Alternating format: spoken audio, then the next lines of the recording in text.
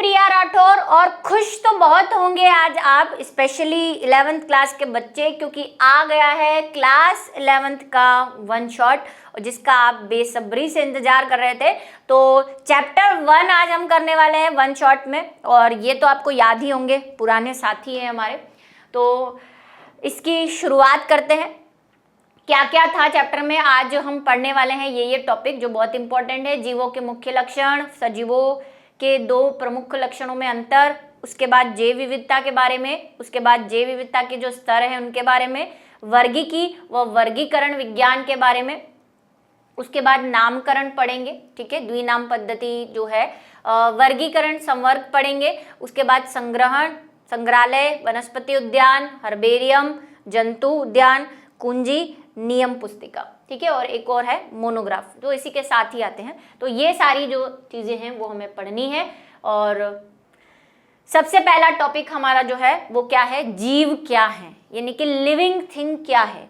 तो हम जन्म जन्मांतर से हमें पढ़ाते आ रहे हैं, मैम जीव वो होते हैं जो वृद्धि करते हैं, जनन करते हैं, है ना, चलते फिरते हैं, गाते हंसते हैं, आपकी तरह बड़बड़ करते हैं, तो ये सब जीव होते हैं। लेकिन विज्ञान के नजरिए से अगर हम जीव की परिभाषा को अच्छी तरह से देखना चाहते हैं, जो कि आज हम इस चैप्टर में देखेंगे, तो वो क्या है, तो लिविंग थिंग यानी कि सजीव किसे कहते हैं, वस्तुएं जो वृद्धि, विकास, प्रतिक्रिया व जीवन के निम्न लक्षण प्रदर्शित करती है, सजीव कहलाती है। और क्या है वो निम्न लक्षण, वो भी हमें देखना है। क्या करती है, वृद्धि करती है, विकास यानी कि डेवलपमेंट करती है, वो राजनीति वाला विकास नहीं है ये, है ना, एक्चुअल वाला विकास है। प्रतिक्रिया यानी कि रिस्पॉन्स देती है, और जीवन के निम्न लक्षण, क्या लक्षण है जरा देखते हैं। और इन लक्षणों को 2-3 लक्षण हम डिटेल में भी पढ़ेंगे एनसीईआरटी के हिसाब से।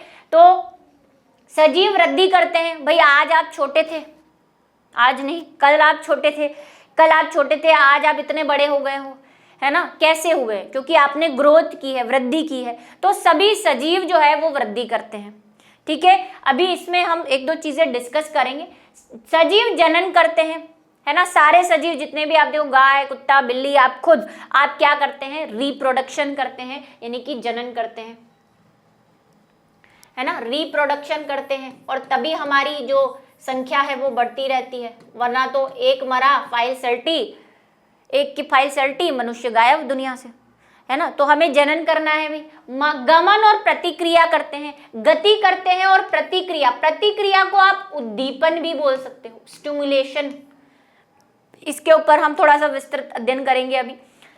उत्सर्जन करते हैं, मतलब बॉडी के लिए जो काम का नहीं है, वेस्ट मटेरियल है, उसको बॉडी से बाहर निकालते हैं, मतलब एक्सक्रेशन करते हैं, ठीक है। श्वसन करते हैं, रेस्पिरेशन करते हैं, सांस लेते हैं, सांस के बिना हमारे बॉडी में न तो ऊर्जा उत्पन्न हो सकती है और न ही हम जिंदा रह सकते हैं। पोषण और उपापचय भी करते हैं, खाने को भी चाहिए, है ना, दिन भर मुंह चलना चाहिए, प्लस उपापचय यानी कि मेटाबॉलिज्म भी करते हैं। कोई भी चीज को, मेटाबॉलिज्म क्या है, किसी भी 2 चीजों को मिला के तीसरी चीज बनाना, किसी चीज को तोड़ के 2 चीजों में डिवाइड करना, केमिस्ट्री में पढ़ते होंगे विघटन, है ना, विघटन, योगात्मक अभिक्रियाएं, और ये सब उपापचय के अंदर आती है। दूसरा, जीव जीर्णता व मृत्यु को प्राप्त करते हैं। कोई भी दुनिया में अमर नहीं है सिवाय एक के, हम कहते हैं अमीबा जो है वो अमर कहलाता है। बाकी जो है वो सारे सजीव, जो जीवन में आया है उसको एक ना एक दिन जाना ही है, जाने वाले को कौन रोक सकता है, ये तो आपने सुना ही होगा। तो मृत्यु को प्राप्त करते हैं। और जीर्णता, जीर्णता को अगर हम नॉर्मल लैंग्वेज में बोले तो मैं कहूंगी बुढ़ापा, मतलब एक ना एक दिन ऐसा आएगा कि आपकी सेल्स जो है वो धीरे धीरे बुढ़ी होती जाएंगी, झुर्रियां पड़ जाएंगी, है ना। फिर आप वो क्रीम देखोगे ऐड में, है ना, क्रीम लगाओ 30 साल जवान दिखो, ऐसे वाली क्रीम ढूंढना जब आप शुरू हो जाओगे, तो उसको कहते हैं जीर्णता, बुढ़ापा आ जाएगा, एजिंग जिसको कहते हैं, है ना, एजिंग।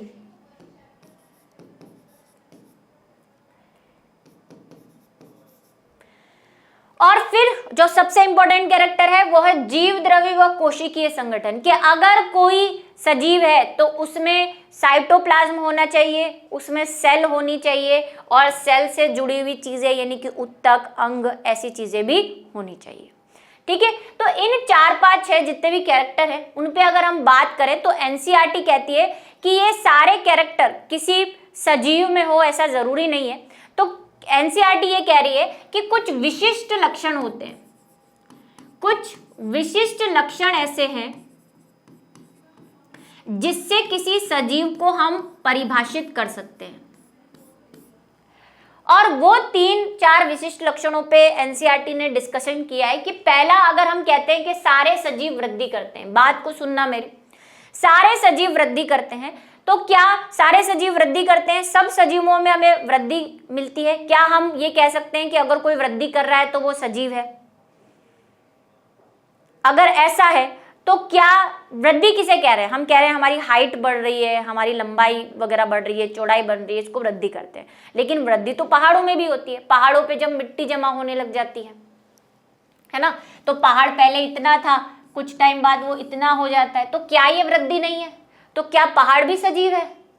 तो एनसीईआरटी कहती है कि वृद्धि एक विशिष्ट लक्षण नहीं है सजीवों का, कि हम ये नहीं कह सकते कि जो वृद्धि कर रहा है वो सजीव है। अगर ऐसा है तो फिर पहाड़ भी सजीव होने चाहिए।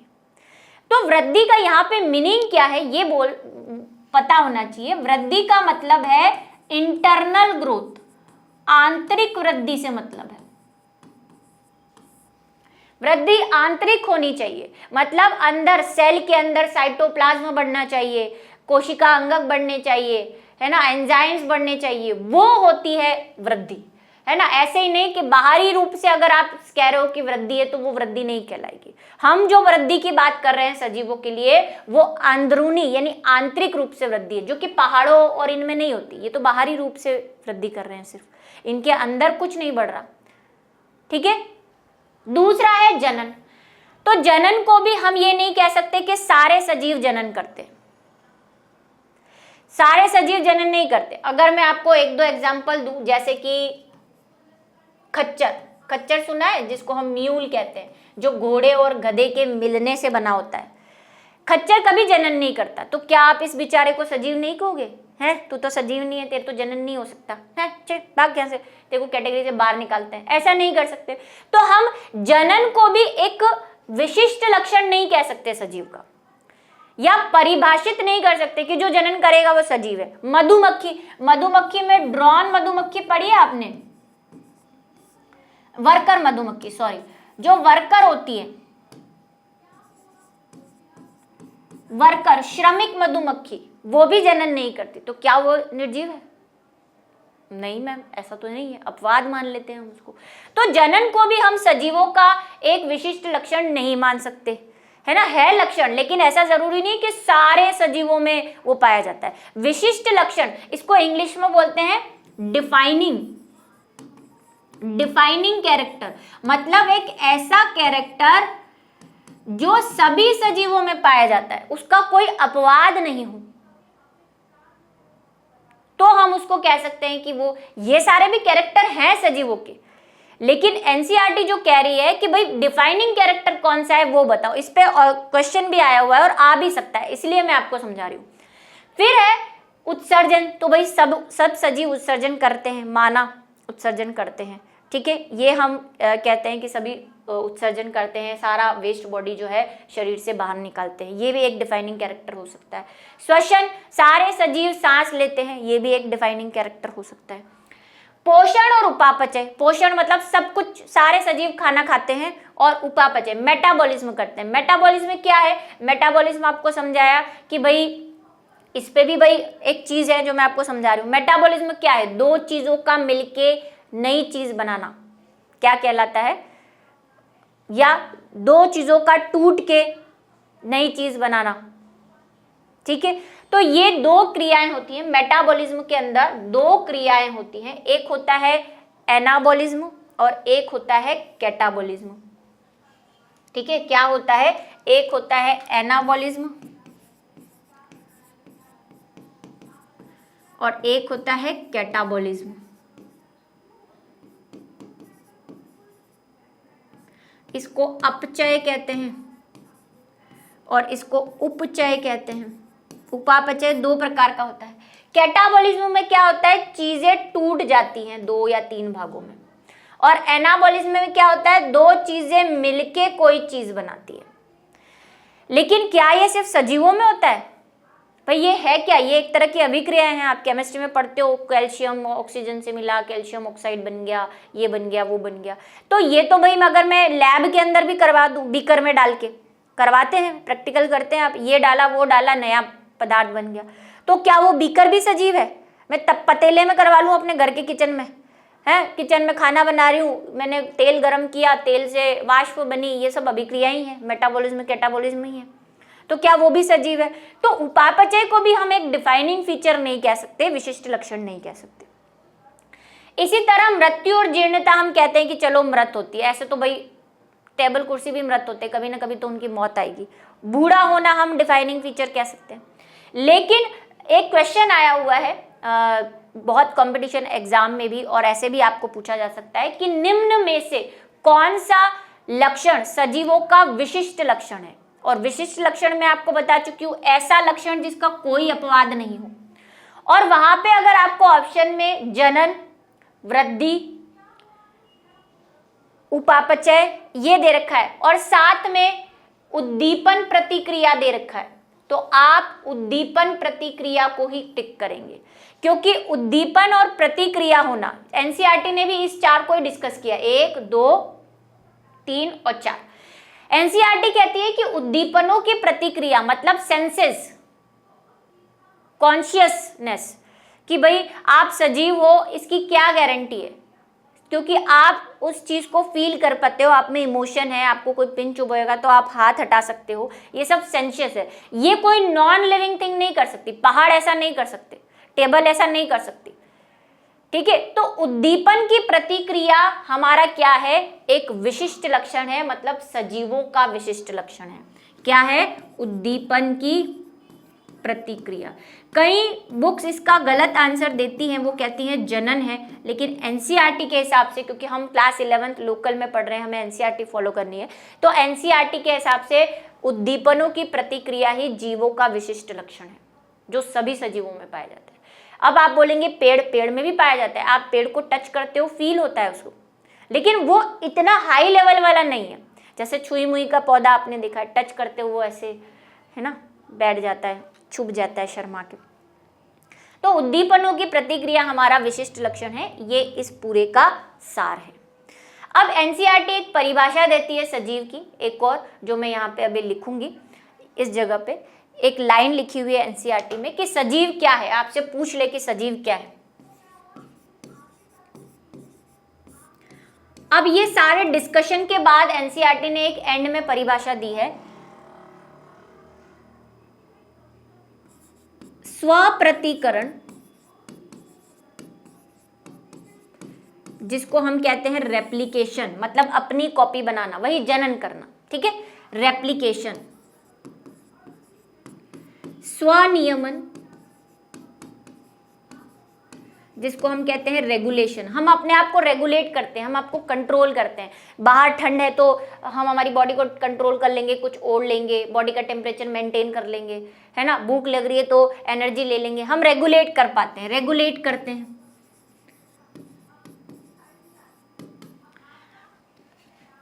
विकास, ग्रोथ जिसको हम कह रहे हैं, डेवलपमेंट, वैसे तो सही वर्ड इसका डेवलपमेंट है, कि हम में डेवलपमेंट होता है। डेवलपमेंट सिर्फ वृद्धि नहीं है कि आपके शरीर का आकार बढ़ रहा है, आपका ब्रेन बढ़ रहा है, आपकी याददाश्त बढ़ रही है, आपका नॉलेज बढ़ रहा है, ये सब विकास में आता है। वृद्धि का मतलब तो सिर्फ शारीरिक आकार में वृद्धि हो सकता है, लेकिन विकास का क्या मतलब है, आप मेंटली भी, मानसिक रूप से भी वृद्धि कर रहे हो, जो कि कोई निर्जीव वस्तु नहीं कर सकती, जो पहाड़ नहीं कर सकता, भले वो कितना भी बड़ा हो जाए, उसका ब्रेन डेवलप नहीं होगा।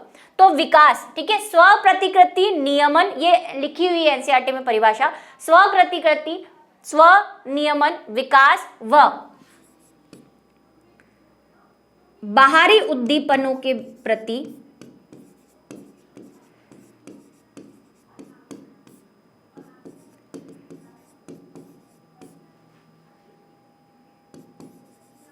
क्रिया करने वाला या करने वाले सजीव कहलाते हैं।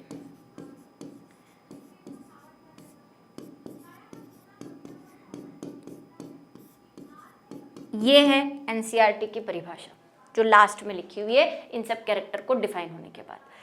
अब सजीव बने किससे होते हैं? तो सजीव सेल से बने होते हैं। हमें पता है कि जीवन का, सजीव की सबसे छोटी इकाई कोशिका है। ठीक है, सजीवों का शरीर कार्बनिक और अकार्बनिक पदार्थों से मिलकर बना होता है। दो चीजें हैं भाई, कोशिका के अंदर भी क्या है, कोशिका द्रव्य है ना, बहुत सारे अंगक है। तो ये बने किससे होते हैं? तो इसमें कुछ कार्बनिक पदार्थ है, यानी कि ऑर्गेनिक मटीरियल्स है, और कुछ इनऑर्गेनिक है। अब ये होते क्या हैं? तो देखो, ऑर्गेनिक और इनऑर्गेनिक मटेरियल जो है, क्योंकि हम वन शॉट पढ़ रहे हैं, इतना डिटेल में मैं नहीं बताऊंगी। ऑर्गेनिक मटेरियल ऐसे होते हैं जिनमें कार्बन, हाइड्रोजन और ऑक्सीजन हो और उनके बीच में सहसंयोजक बंध होता है। ऐसा जरूरी नहीं है कि ये तीनों एक साथ हो, मतलब हो सकता है कि कार्बन और हाइड्रोजन ही हो सकता है कि ऑक्सीजन ना भी हो, लेकिन इनमें मेन चीज क्या है, इनके बीच में सहसंयोजक बंध होना चाहिए। जबकि इनऑर्गेनिक जो होते हैं उनमें कार्बन, हाइड्रोजन और ऑक्सीजन नहीं होते, पहली बात।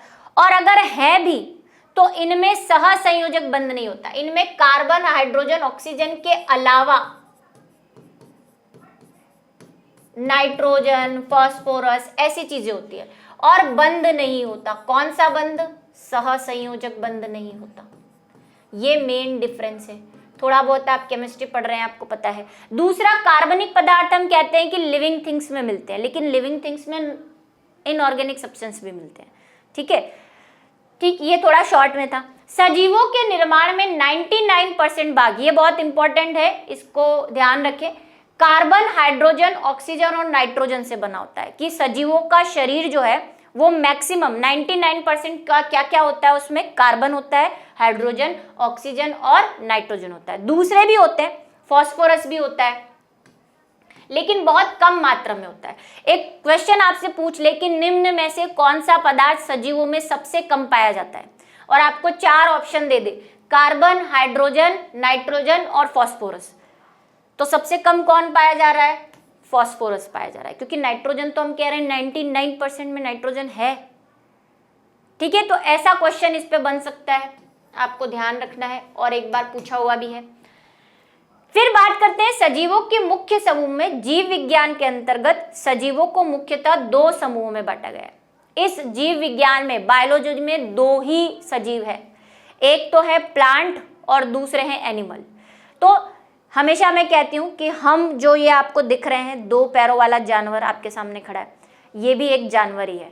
तो अगर आपको कोई कहता है कि आप जानवर हैं, तो आपको घबराने की कोई ज़रूरत नहीं, क्योंकि बायोलॉजी के हिसाब से आप जानवर ही हो, यू आर द एनिमल।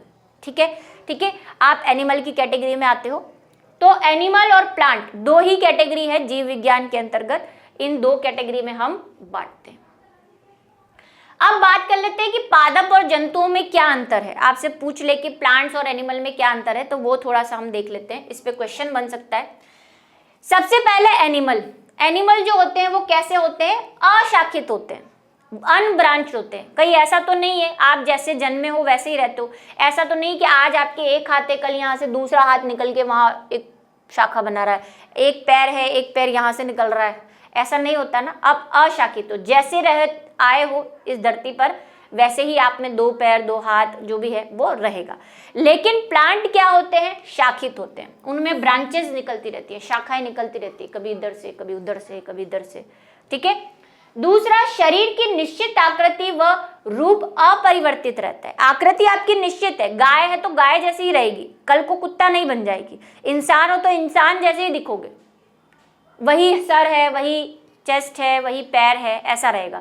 तो भाई निश्चित रहती है आकृति और अपरिवर्तनशील रहती है। ऐसा नहीं कि आज मैं ऐसी हूँ कल मैं ऐसी हो जाऊँ, स्लाइम जैसी, है ना, स्लाइम जैसे अपना शेप बदलता रहता है, जैसी हूँ वैसी ही रहूंगी। आज अभी सोई हूँ तो ऐसी हूँ, कल सुबह उठूँ तो हिरण दिखने लग जाऊँ, ये नहीं हो सकता। लेकिन प्लांट में ऐसा होता है, पौधों में शरीर की आकृति व रूप परिवर्तनशील होता है।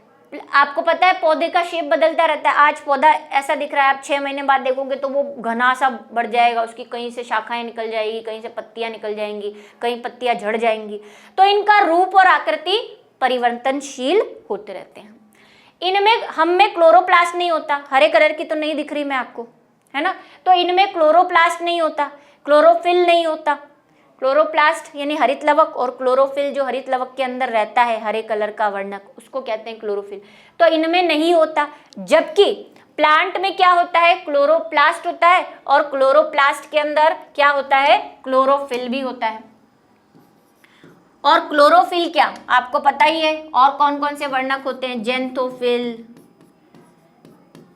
है ना, जेंथोफिल, कैरेटिनॉइड्स, ये सारे भी वर्णक होते हैं। क्रोमोप्लास्ट भी होता है, अवर्णकी लवक, वर्णकी लवक, ये सब होते हैं। भोजन स्वयं नहीं बनाते। कभी ऐसा हो कि आज आपको भूख लगी है ना, जाओ वहाँ पे 2 घंटे धूप में खड़े हो, हा आज का खाना कंप्लीट, मम्मी खाना मत बनाना, आज आपको रेस्ट है। ऐसा हुआ है कभी? नहीं हुआ ना। क्यों? क्योंकि आप खुद खाना नहीं बना सकते, आपको बाहरी सोर्स से खाना लेना पड़ेगा, आपको वो चीज़ लेनी पड़ेगी जिससे आपको एनर्जी मिले। कभी ऐसा हो जाए कि आप धूप में खड़े हो जाओ या पानी के अंदर डुबकी लगा के 2 घंटे सो जाओ और आपका पेट भर जाए, तब कहना कि हम स्वपोषी हैं। तो आप स्वपोषी नहीं हो। स्वपोषी का मतलब ये नहीं खाना हम काट काट के खुद बना रहे हैं, वो बनाने वाला खाना बनाना नहीं है। ये खाना बनाना मतलब आपको जो प्रोटीन, जो वसा, जो कार्बोहाइड्रेट चाहिए वो आपकी बॉडी के अंदर नहीं बन रहा है, आपको लेना पड़ रहा है गेहूं से, चावल से, मक्के से, है ना। तो स्वयं नहीं बनाते, पौधों पर निर्भर रहते हैं। भाई पौधे खाते हैं हम, और जो नॉन वेजिटेरियन है वो दूसरे एनिमल्स, बाकी भी कार्निवोरस जो है मांसाहारी, वो दूसरे एनिमल्स को खाते हैं। इसे परपोषण व विषमपोषी कहते हैं, हेट्रोट्रोफस। ठीक है, ऐसे एनिमल्स को क्या कहते हैं, हेट्रोट्रोफस है हम, क्योंकि हम अपना खाना खुद नहीं बनाते, या तो किसी पर डिपेंडेंट है या दूसरे जीवों को खाते हैं, विषमपोषी हैं। जबकि पादप कैसे हैं, प्लांट, जल, सूर्य प्रकाश व हरित लवक की स्थिति में पौधे प्रकाश संश्लेषण द्वारा स्वतः भोजन बनाते हैं। ये कैसे हैं, स्वपोषी हैं, खुद खाना बनाते हैं, ऑटोट्रोपस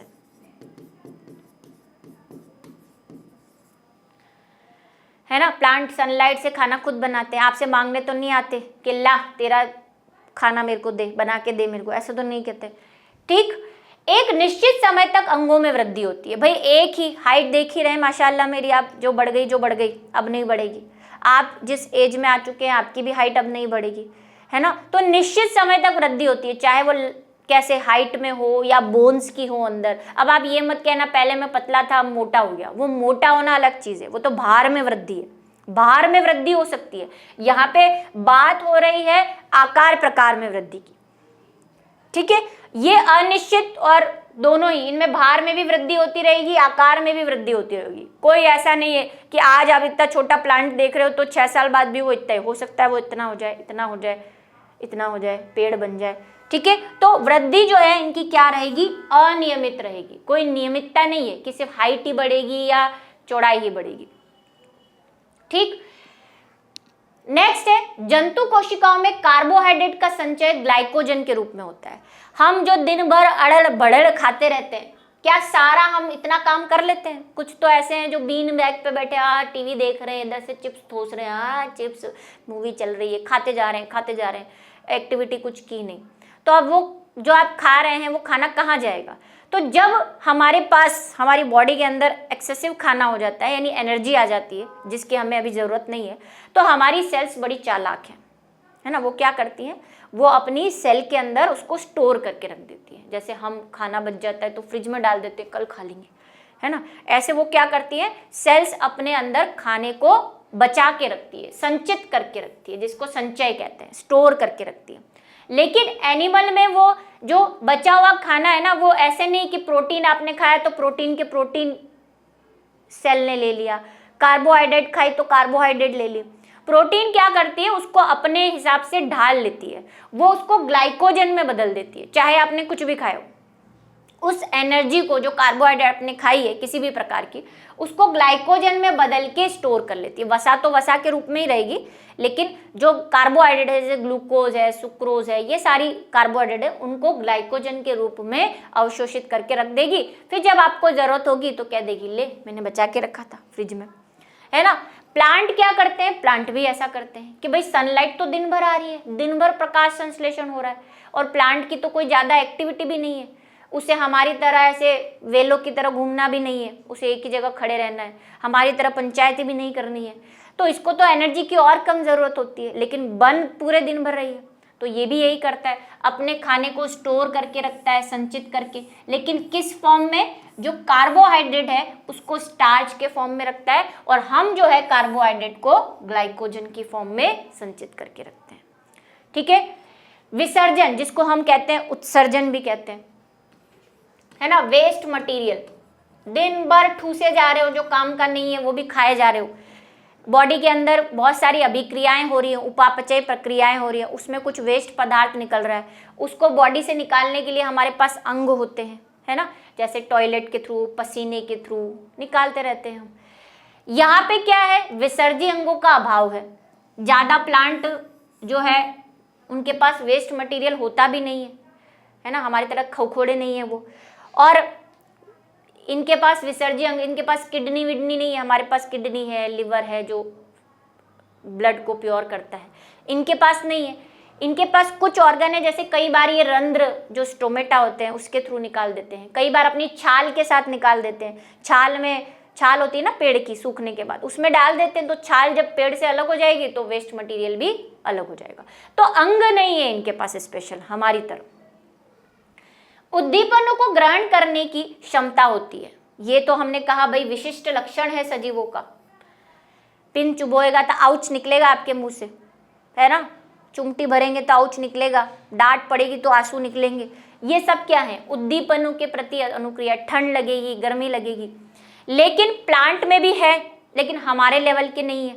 प्लांट में उद्दीपनों को ग्रहण करने की क्षमता नगण्य, या हम बोल सकते हैं कम है तो सही, क्योंकि सजीव है ये, तभी तो ये सजीव कहलाएंगे। तो उद्दीपनों को ग्रहण कर सकते हैं। एक दो एग्जाम्पल मैंने आपको दिए, छुई मुई को टच करो वो ऐसे हो जाती है ना, जो सनफ्लावर है वो सनलाइट की तरफ मुड़ जाता है, जड़ें हैं वो जमीन की तरफ ही क्यों जाती है, क्योंकि उसमें उद्दीपन है कि मेरे को जमीन में जाना है, गुरुत्वाकर्षण के लिए। तना है ऊपर जा रहा है, ये सब उद्दीपन है। श्वसनांग पाए जाते हैं, सांस लेने के लिए योगा करते हो, है ना, बाबा रामदेव, भाई श्वसनांग है हमारे पास सांस लेने के लिए। इनके पास श्वसनांग नहीं है, इनके पास तो रंध्र है, स्टोमेटा है। ज्ञानेंद्रियाएं विकसित हैं, कान है, आंखें हैं पंचायती करने के लिए, बोलने के लिए, लोगों अच्छी चीज़ों के साथ बुरी चीज़ें देखने के लिए, यूट्यूब देखने के लिए, मोबाइल चलाने के लिए, है ना। ज्ञानेंद्रियाएं, स्किन है, इनके पास ऐसा कुछ नहीं है, शांत है बेचारे, है ना, ज्ञानेंद्रियों का पूर्ण अभाव, कोई आंख कान नाक नहीं है इनके पास। तो ये अंतर थे। अब बात करते हैं जैव विविधता की, जिसको हम कहते हैं बायोडाइवर्सिटी। दो शब्दों से मिलकर बना हुआ है ये, एक तो है जैव,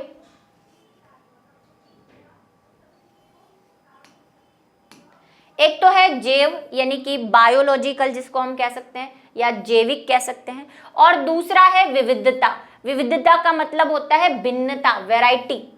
तो आप निकल चलो आज सड़क पे, अपने ही सिटी की सड़क पे निकल चलो, कितनी वैरायटी आपको मिलेगी, कितने प्रकार के पेड़ मिल जाएंगे, कितने प्रकार के पौधे मिल जाएंगे, कितने प्रकार के जीव आपको चलते हुए मिल जाएंगे। बड़े तो बड़े, जमीन पे अभी तो भाई बारिश का मौसम है, कीड़े आपको दिख रहे होंगे। तो ये जीव का मतलब बायोलॉजिकल वैरायटीज जो हमारे पास अवेलेबल है, इतने विभिन्न प्रकार के जो जीव हमारे पास उपस्थित है, उसे हम क्या कहते हैं, जैव विविधता, कि कितनी वैरायटी है हमारे पास। इसलिए कहते हैं भारत विविधताओं का देश है, ये भी आपने सुना होगा। क्यों? क्योंकि वैरायटी है हमारे पास बहुत सारी। ऐसे ही जीवों में भी विविधता है। तो क्या परिभाषा दे सकते हैं हम इसकी? हमारे चारों ओर असंख्य, असंख्य का मतलब जिसकी गिनती नहीं की जा सकती, विभिन्न प्रकार के जीवों की उपस्थिति को जैव विविधता कहते हैं। ये शॉर्ट एंड स्वीट डेफिनेशन इसकी। एक और है, पृथ्वी पर विद्यमान विभिन्न प्रकार के जीव विभिन्नताओं को जैव विविधता कहते हैं। दोनों ही सरल है, जो आपको याद हो जाए, ठीक है। पूछ सकते हैं आपसे जैव विविधता क्या है या जैव विविधता को परिभाषित करो, तो ये आपको लिखना है। नेक्स्ट बात करते हैं हम कि जैव विविधता के स्तर कैसे हैं। हमने कह दिया भाई इतने सारे करोड़ों प्रकार के हमारे पास एनिमल है और प्लांट है, लेकिन हमने इनको कैटेगरी में बांट रखा है, हमने इनके स्तर बना रखे हैं, हमने इनके लेवल बना रखे हैं कि किस लेवल की वैरायटी है हमारे पास। कैसी वैरायटी है आपके पास, है ना, कपड़े खरीदने जाते हो बोलते हो ना कौन सी वैरायटी, प्लाजो है कि कुर्ता है कि जींस है, वैरायटी बताओ। तो हमारे पास जो जीवों की वैरायटी है उनको हमने 3 भागों में बांटा है। पहली है आनुवंशिक जैव विविधता, ठीक है, और दूसरी है जातीय जैव विविधता जिसको स्पीशीज बायोडाइवर्सिटी कहते हैं, इसको हेरिडिटिकल बायोडाइवर्सिटी कहते हैं, इसको इकोलॉजिकल बायोडाइवर्सिटी कहते हैं। अभी पढ़ते हैं, इसको जेनेटिकल भी कहते हैं,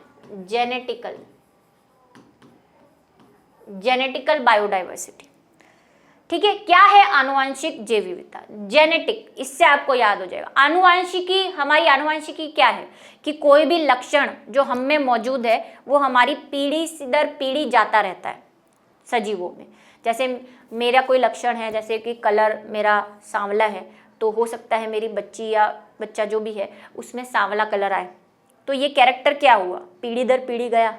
आपके मम्मी पापा के कैरेक्टर आप में आए, तो ये कैरेक्टर कैसे आते हैं, तो इन कैरेक्टर के लिए जो रिस्पॉन्सिबल होता है वो होता है जीन, और जीन जो है वो बने होते हैं डीएनए से। तो अगर ये जीन अलग होगा तो आप में लक्षण अलग होंगे। तो आपने सुना है हमारे पास रोज, गुलाब जो होते हैं, पहले इसको पढ़ लेते हैं, यह जीन के परिवर्तन से होती है। अगर आपका जीन परिवर्तन हो गया, आप में जैसा जीन बन रहा है वैसा आपका कलर आएगा, आप में जैसा जीन बन रहा है आपकी आंखों का कलर वैसा आएगा। आप में लंबाई वाला जीन है तो आपकी हाइट लंबी होगी, आप में छोटा वाला जीन है लंबाई को कंट्रोल करने वाला तो आपकी हाइट कम होगी। ऐसे जीन्स कंट्रोल करते हैं। तो ये जीन की वजह से होती है। जैसे गुलाब, पहले एक गुलाब होता था गुलाब वाला कलर जिसको हम कहते हैं रोज, आजकल देखो पीला, नीला, काला भी गुलाब होता है, लाल। ये गुलाब कैसे आए, हमने क्या किया, उन गुलाबों के जीन्स में चेंज कर दिए। साइंस है, टेक्नोलॉजी है, या अपने आप हो गए। अब तो आप 1 शॉट पढ़ रहे हैं, आप अर्धसूत्री विभाजन पढ़ चुके होंगे, वहां पे भाई क्रॉसिंग ओवर हो जाता है। तो कुछ ऐसा चेंज हो गया इनके जीन में जिसकी वजह से इनमें वैरायटी आ गई। तो ये वैरायटी जो होती है, जैसे आम की कितनी आपने प्रकार देखे होंगे, लंगड़ा, लूलार, है ना, कोल्हापुरी, आशापुरी देखे होंगे आप। तो ये सब क्या है, जीन्स में बदलने से हुआ है। ऐसे ही आप डॉग्स जो हैं, डॉग्स की कितनी ब्रीड है आपके पास, पग है ना, और क्या होते, पमेलियन है, और भी बहुत सारे, जर्मन शेपर्ड है। ये सब क्या है, ये सब इसके एग्जाम्पल है। इनमें जीन में थोड़ा थोड़ा चेंज होने की वजह, जिसको आप ब्रीड कहते हो, डॉग की ब्रीड्स, गेहूं की भी ब्रीड्स होती है, चावल की भी ब्रीड होती है, हालांकि वहां पे हम उसको वैरायटी कहते हैं, ब्रीड नहीं कहते। तो ये सब वैरायटीज और ब्रीड जो होती हैं वो आनुवंशिकी के अंदर आती है। दूसरा है जातीय जैव विविधता। ये तो एक ही, गुलाब के अंदर बहुत सारे गुलाब, आम के अंदर बहुत सारे आम। लेकिन अगर हम जाति की बात करें, स्पीशीज की, कि डॉग की अलग जातियां हैं, ये सारी, आम अपने आप में अलग जाति है, गुलाब अपने आप में अलग जाति है। तो इसमें जीव की जातियों के आधार पर अध्ययन किया जाता है। जैसे कि आप जिस एरिया में रह रहे हैं वहां पे गुलाब अलग पर्सनल अपना है, भाई गुलाब और आम एक तो नहीं है ना, गुलाब की अपनी एक जाति है, आम की अपनी एक जाति है। कोई आपके पास कबूतर रह रहा है, कबूतर की अपनी एक जाति है। तो उस एरिया में जितनी जातियां पाई जाती हैं, स्पीशीज पाई जाती है, अब वो कोई भी हो, गाय, कुत्ता, गुलाब, है ना, कुछ भी, तो ये जातियों की विभिन्नताएं हैं। जैसे विभिन्न प्रकार के जीव व पौधे, कितने प्रकार के जीव हैं हमारे पास, कितने प्रकार के पौधे हैं।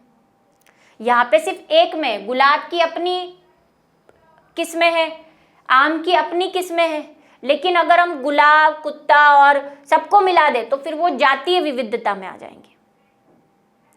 तीसरा है पारिस्थितिकी जैव विविधता, कि अगर हम पूरा संसार नहीं देखें और हम कोई पर्टिकुलर एरिया पकड़ लें, जैसे कि मैं अपने घर के आसपास का एरिया पकड़ लेती हूँ, और हम राजस्थान में रहते हैं तो मैंने कहा हम रेगिस्तान वाले एरिया में रहते हैं, तो रेगिस्तान के अंदर कौन कौन सी जैव विविधताएं हैं। तो भाई आप बोलोगे भाई ऐसा तो नहीं है कि रेगिस्तान के अंदर वो पोलर बियर आ जाएगा, ठंड वाला भालू, वो तो नहीं मिल सकता, वो तो ठंडे इलाकों में मिलेगा, रेगिस्तान में तो हमारा ऊंट मिलेगा।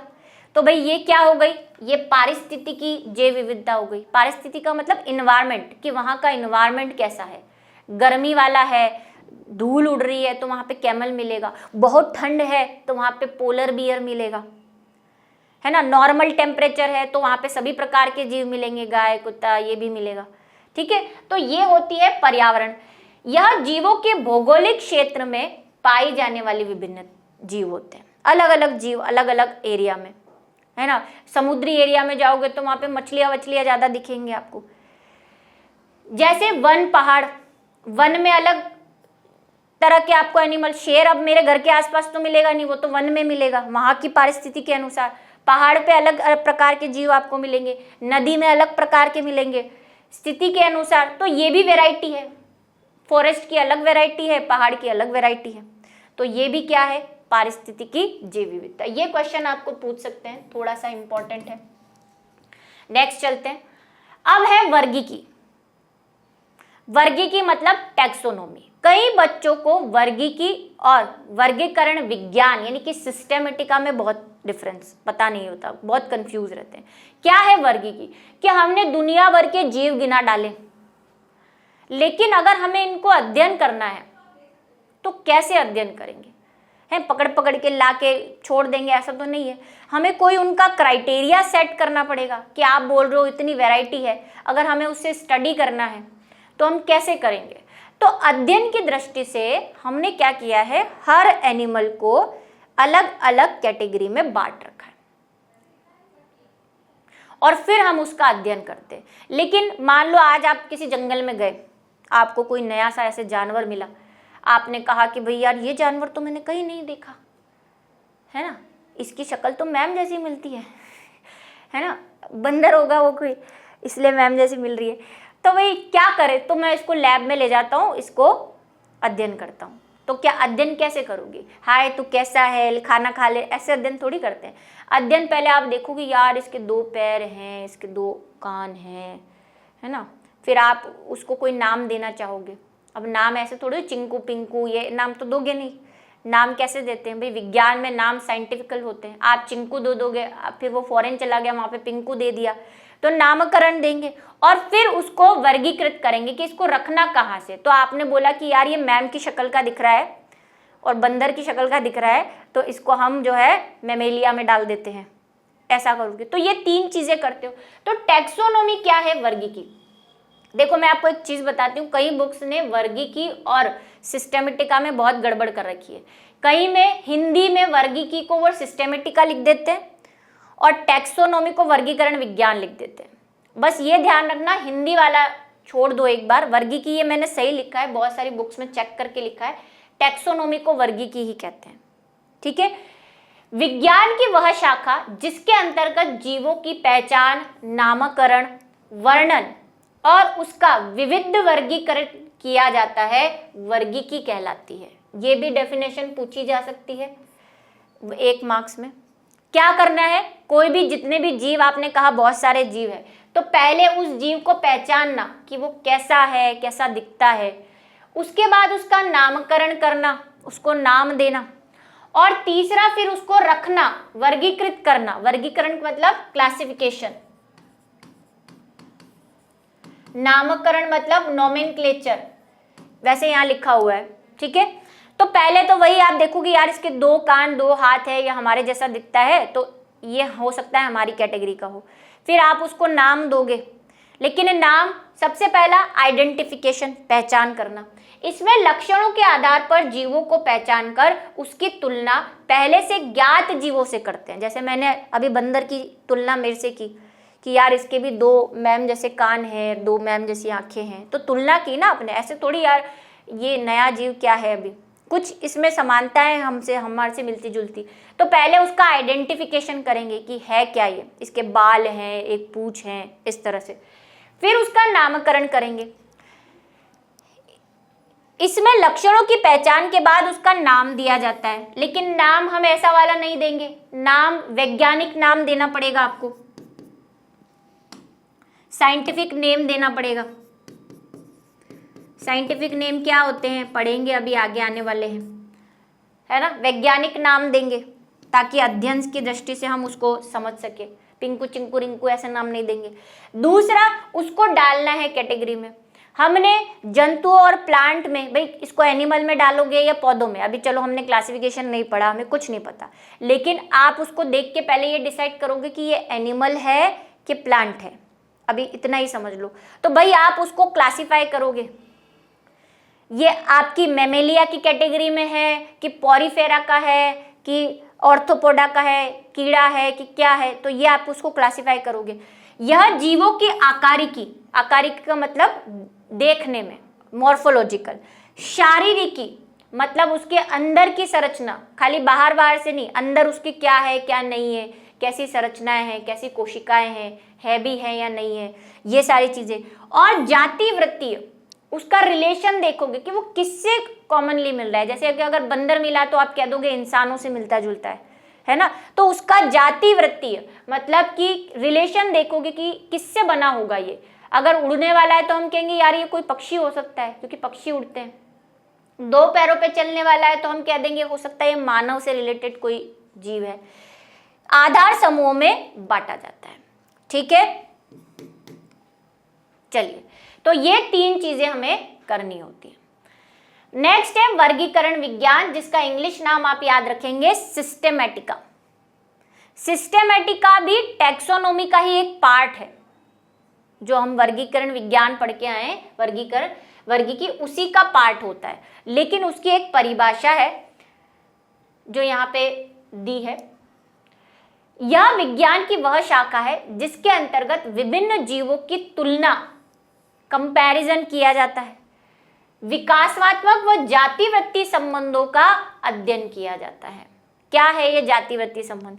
तो आप आगे के चैप्टर पढ़ चुके होंगे, वन शॉट पढ़ रहे हैं। भाई हम कह रहे हैं कि हमारा जो विकास है वो कुछ ऐसे हुआ है कि हम कहते हैं कि अगर हम किसी की बात नहीं करें, थोड़े से हायर लेवल के एनिमल्स की ही अगर हम बात करें, तो हम ये कहते हैं कि भाई सबसे पहले जो है एम्फीबिया आए होंगे, एम्फीबिया आए, उसके बाद सरीसृप आए यानी कि रेप्टाइल्स आए, उसके बाद हमारे आए एविज यानी कि पक्षी, और फिर लास्ट में हम आए यानी कि मैमेलिया आए, यानी कि इंसान और इंसान जैसे जीव आए, गाय कुत्ता। तो हमें ये पता है कि एम्फीबिया, सरीसृप, पक्षी और मैमेलिया आए हैं, ठीक है। अगर हमें कोई जीव मिला है तो हम उसकी समानताएं देखेंगे, और अगर मान लो वो जो जीव हमें मिला है वो मान लो पंखों वाला है, उड़ सकता है, तो उसके कैरेक्टर हम देखेंगे और उसको कह देंगे कि ये पक्षी वर्ग में रख देते हैं, इसको एविज में रख देते हैं। लेकिन मान लो इसमें कुछ ऐसी चीजें हैं जो इसकी सरीसृप से भी मिलती है, जैसे कि मान लो इसमें स्केल्स हो बॉडी पे, जो कि सरीसृप की खासियत है। इसके पंख है लेकिन ये फिर भी नहीं उड़ पा रहा, ये ऐसे ऐसे रेंग के चल रहा है, तो हम क्या कहेंगे कि कभी ना कभी ये सरीसृप रहा होगा, ये रेप्टाइल रहा होगा, जो अब विकसित होकर पक्षी बनने की कगार पे आ गया है, क्योंकि पंख इसके डेवलप हो गए हैं लेकिन उड़ नहीं पा रहा। तो हमें क्या पता चला, इनका संबंध पता चला कि भाई ये दोनों आपस में संबंधित हैं। पहले सरीसृप बने होंगे, फिर पक्षी बने होंगे, और फिर पक्षी से फिर मैमेलिया बने होंगे। तो ये कहलाता है जातिवृत्तीय संबंध, इसको कहते हैं जातिवृत्तीय संबंध कि रिलेशन निकालना, कौन पहले आया, पहले मुर्गी आई या अंडा, वो आपने वीडियो देखा होगा मेरा। तो इस तरह से हम इसका क्या निकालते हैं, वर्गीकरण विज्ञान या सिस्टेमेटिका। ये वाला नाम आप याद रखिए, ये कई बुक्स में कंफ्यूज करा हुआ है इसको। तो क्या किया जाता है, इसमें हम जातिवृत्तीय अध्ययन करते हैं। वर्गीकी में हम ऐसा नहीं कर रहे, वर्गीकी में सिर्फ 3 काम, पहचान, नामकरण और वर्गीकरण।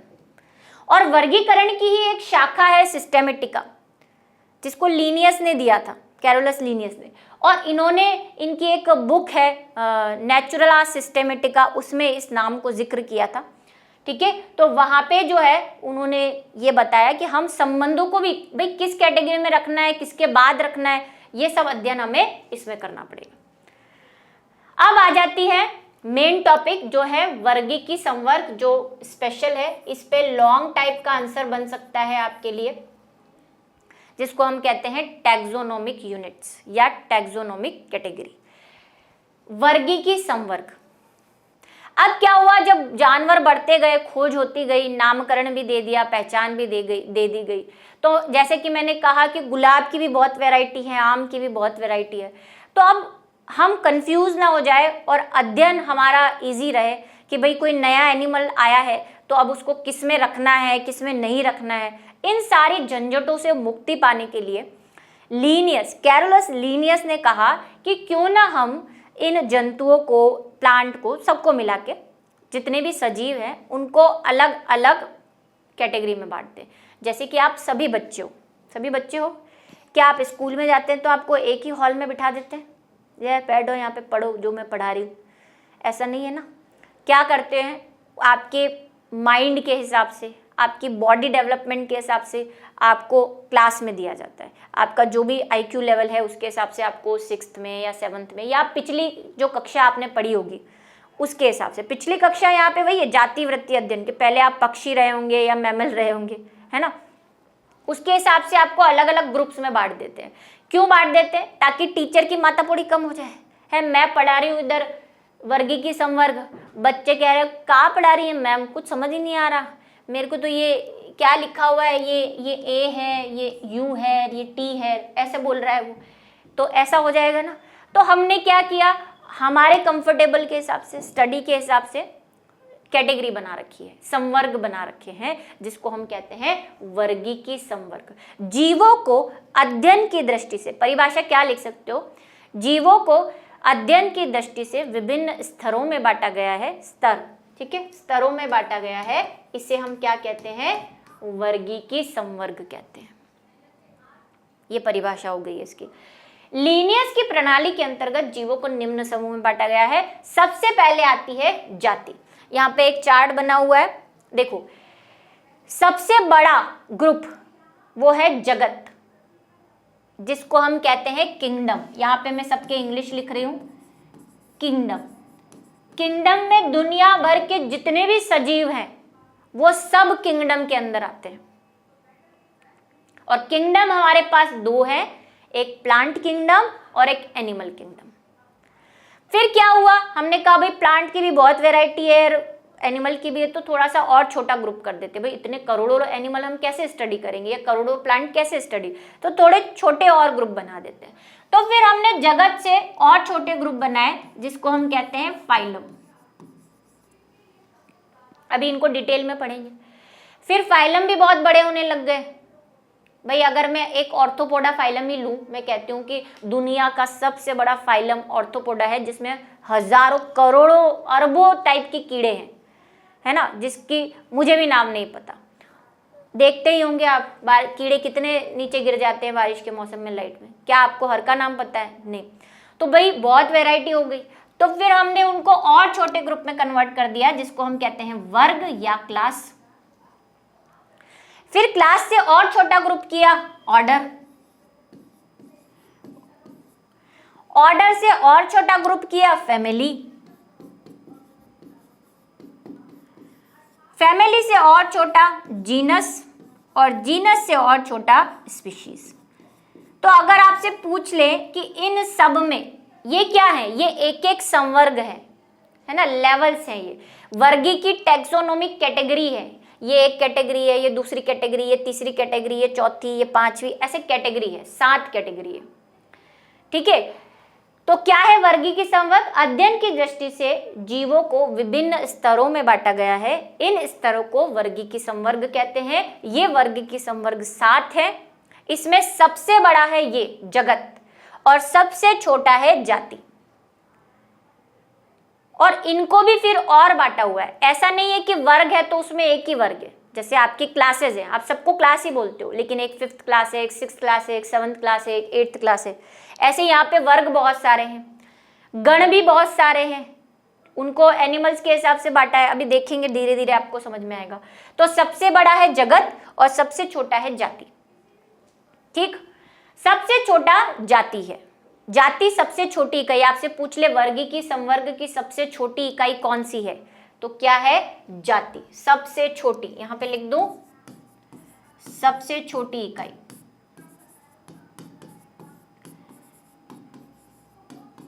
और दूसरा, सबसे समानता भी यही मिलेगी। यहाँ पे बहुत विभिन्नताएं मिलेगी, सारी जैव विविधता यही भरी पड़ी है। जैसे जैसे आप नीचे आओगे समानताएं बढ़ती आएंगी। जाति में सबसे ज्यादा समानता होती है।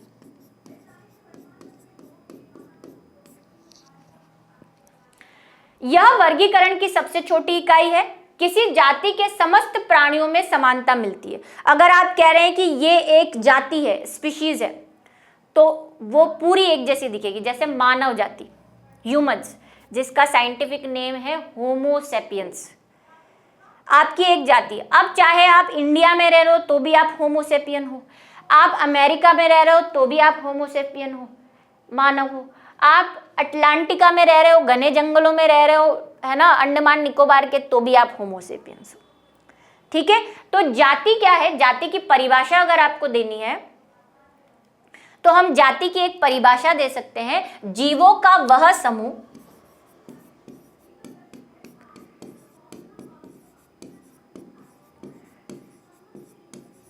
जो आपस में अंतर जनन कर सकता है, जिसको हम कहते हैं इंटरब्रीडिंग।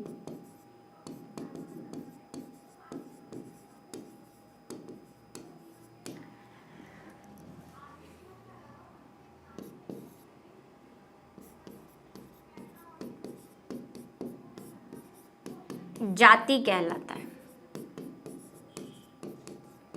है ना। आपको कैसे पता कि आप एक जाति के हो? कैसे पता, है ना? आपसे बंदर अलग है, आपको कैसे पता कि वो बंदर है और आप मनुष्य जाति के हो और वो बंदर जाति का है? आप आज यहाँ पे हो, है ना, कल को आप वही अंडमान निकोबार के जंगल में चले जाओ, वहाँ पे आपको कोई मंकी मिल गया जो बिल्कुल इंसानों जैसा दिखता है ना, आदि मानव टाइप का। आप सोचो कि आज हम मिले हैं, आज हम जिंगल अलग करें और शादी कर लें, बच्चे पैदा करें, और अगर आपने शादी कर ली, है ना, उससे, लेकिन बच्चे ही नहीं हो रहे आपके, आप उससे जनन नहीं कर पा रहे, इसका मतलब ये है कि आप एक जाति के नहीं हो।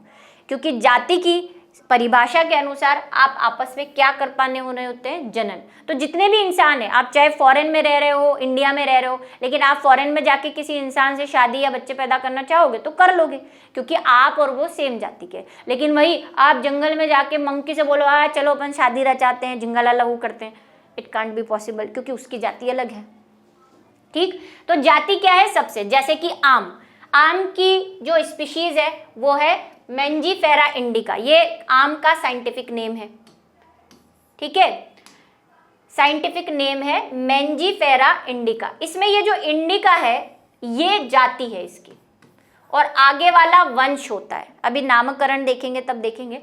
तो अगर आपके पास किसी का साइंटिफिक नेम है, वैज्ञानिक नाम है, तो उसके जो पीछे वाला शब्द होता है वो उसकी जाति को बताता है, स्पीशीज को। जैसे हम होमो सेपियंस,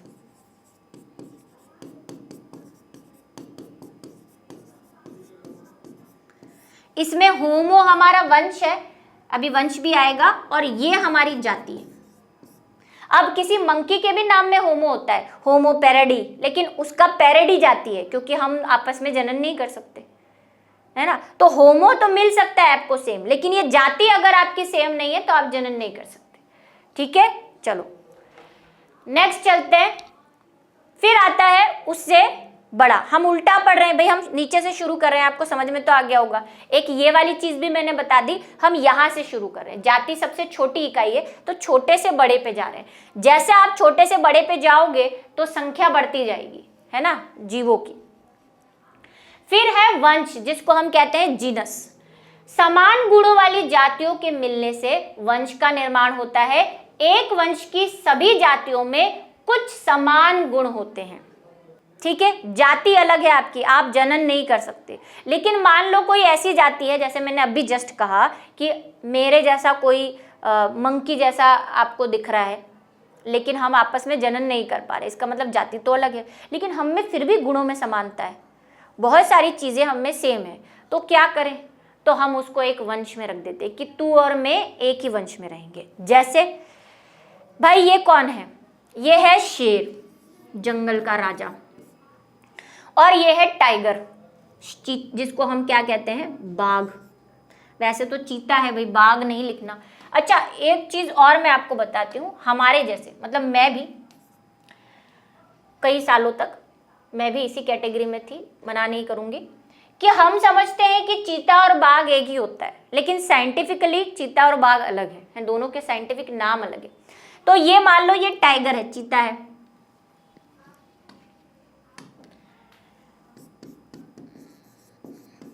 अब क्या किया हमने, इनमें जनन कराया कि चलो तुम शादी वादी कर लो, बच्चे पैदा करो, पर ये तो जनन कर ही नहीं पाए।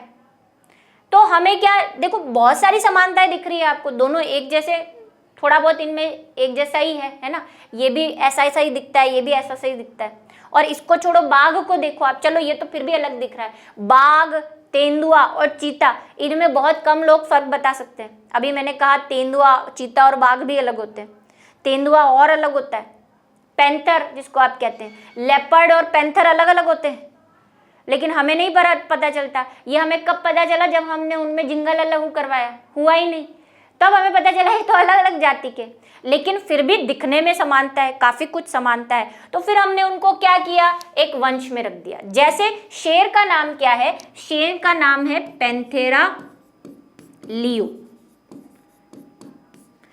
और इसका नाम है पैंथेरा टाइग्रिस। भाई ये नाम आपको थोड़े थोड़े याद रखने हैं। अब देखो मैंने कहा कि जो भी नाम है उसका सेकंड वाला वर्ड जाति को बताता है, तो ये इसकी जाति है, ये दोनों अलग अलग जाति के हैं। ऐसे ही जो हमारा लेपर्ड जो है, लेपर्ड का जो साइंटिफिक नेम है वो है पैंथेरा पार्डस, ठीक है।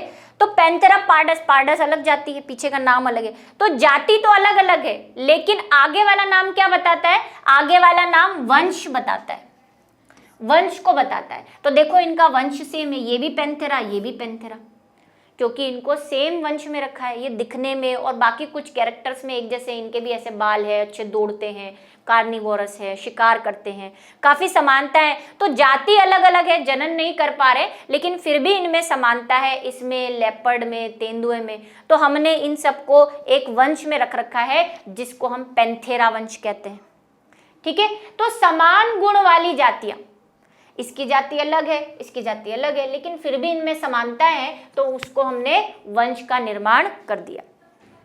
एक ही वंश की, अब ये दोनों एक ही वंश के, पैंथेरा, इसमें आपको समान गुण दिख रहे हैं।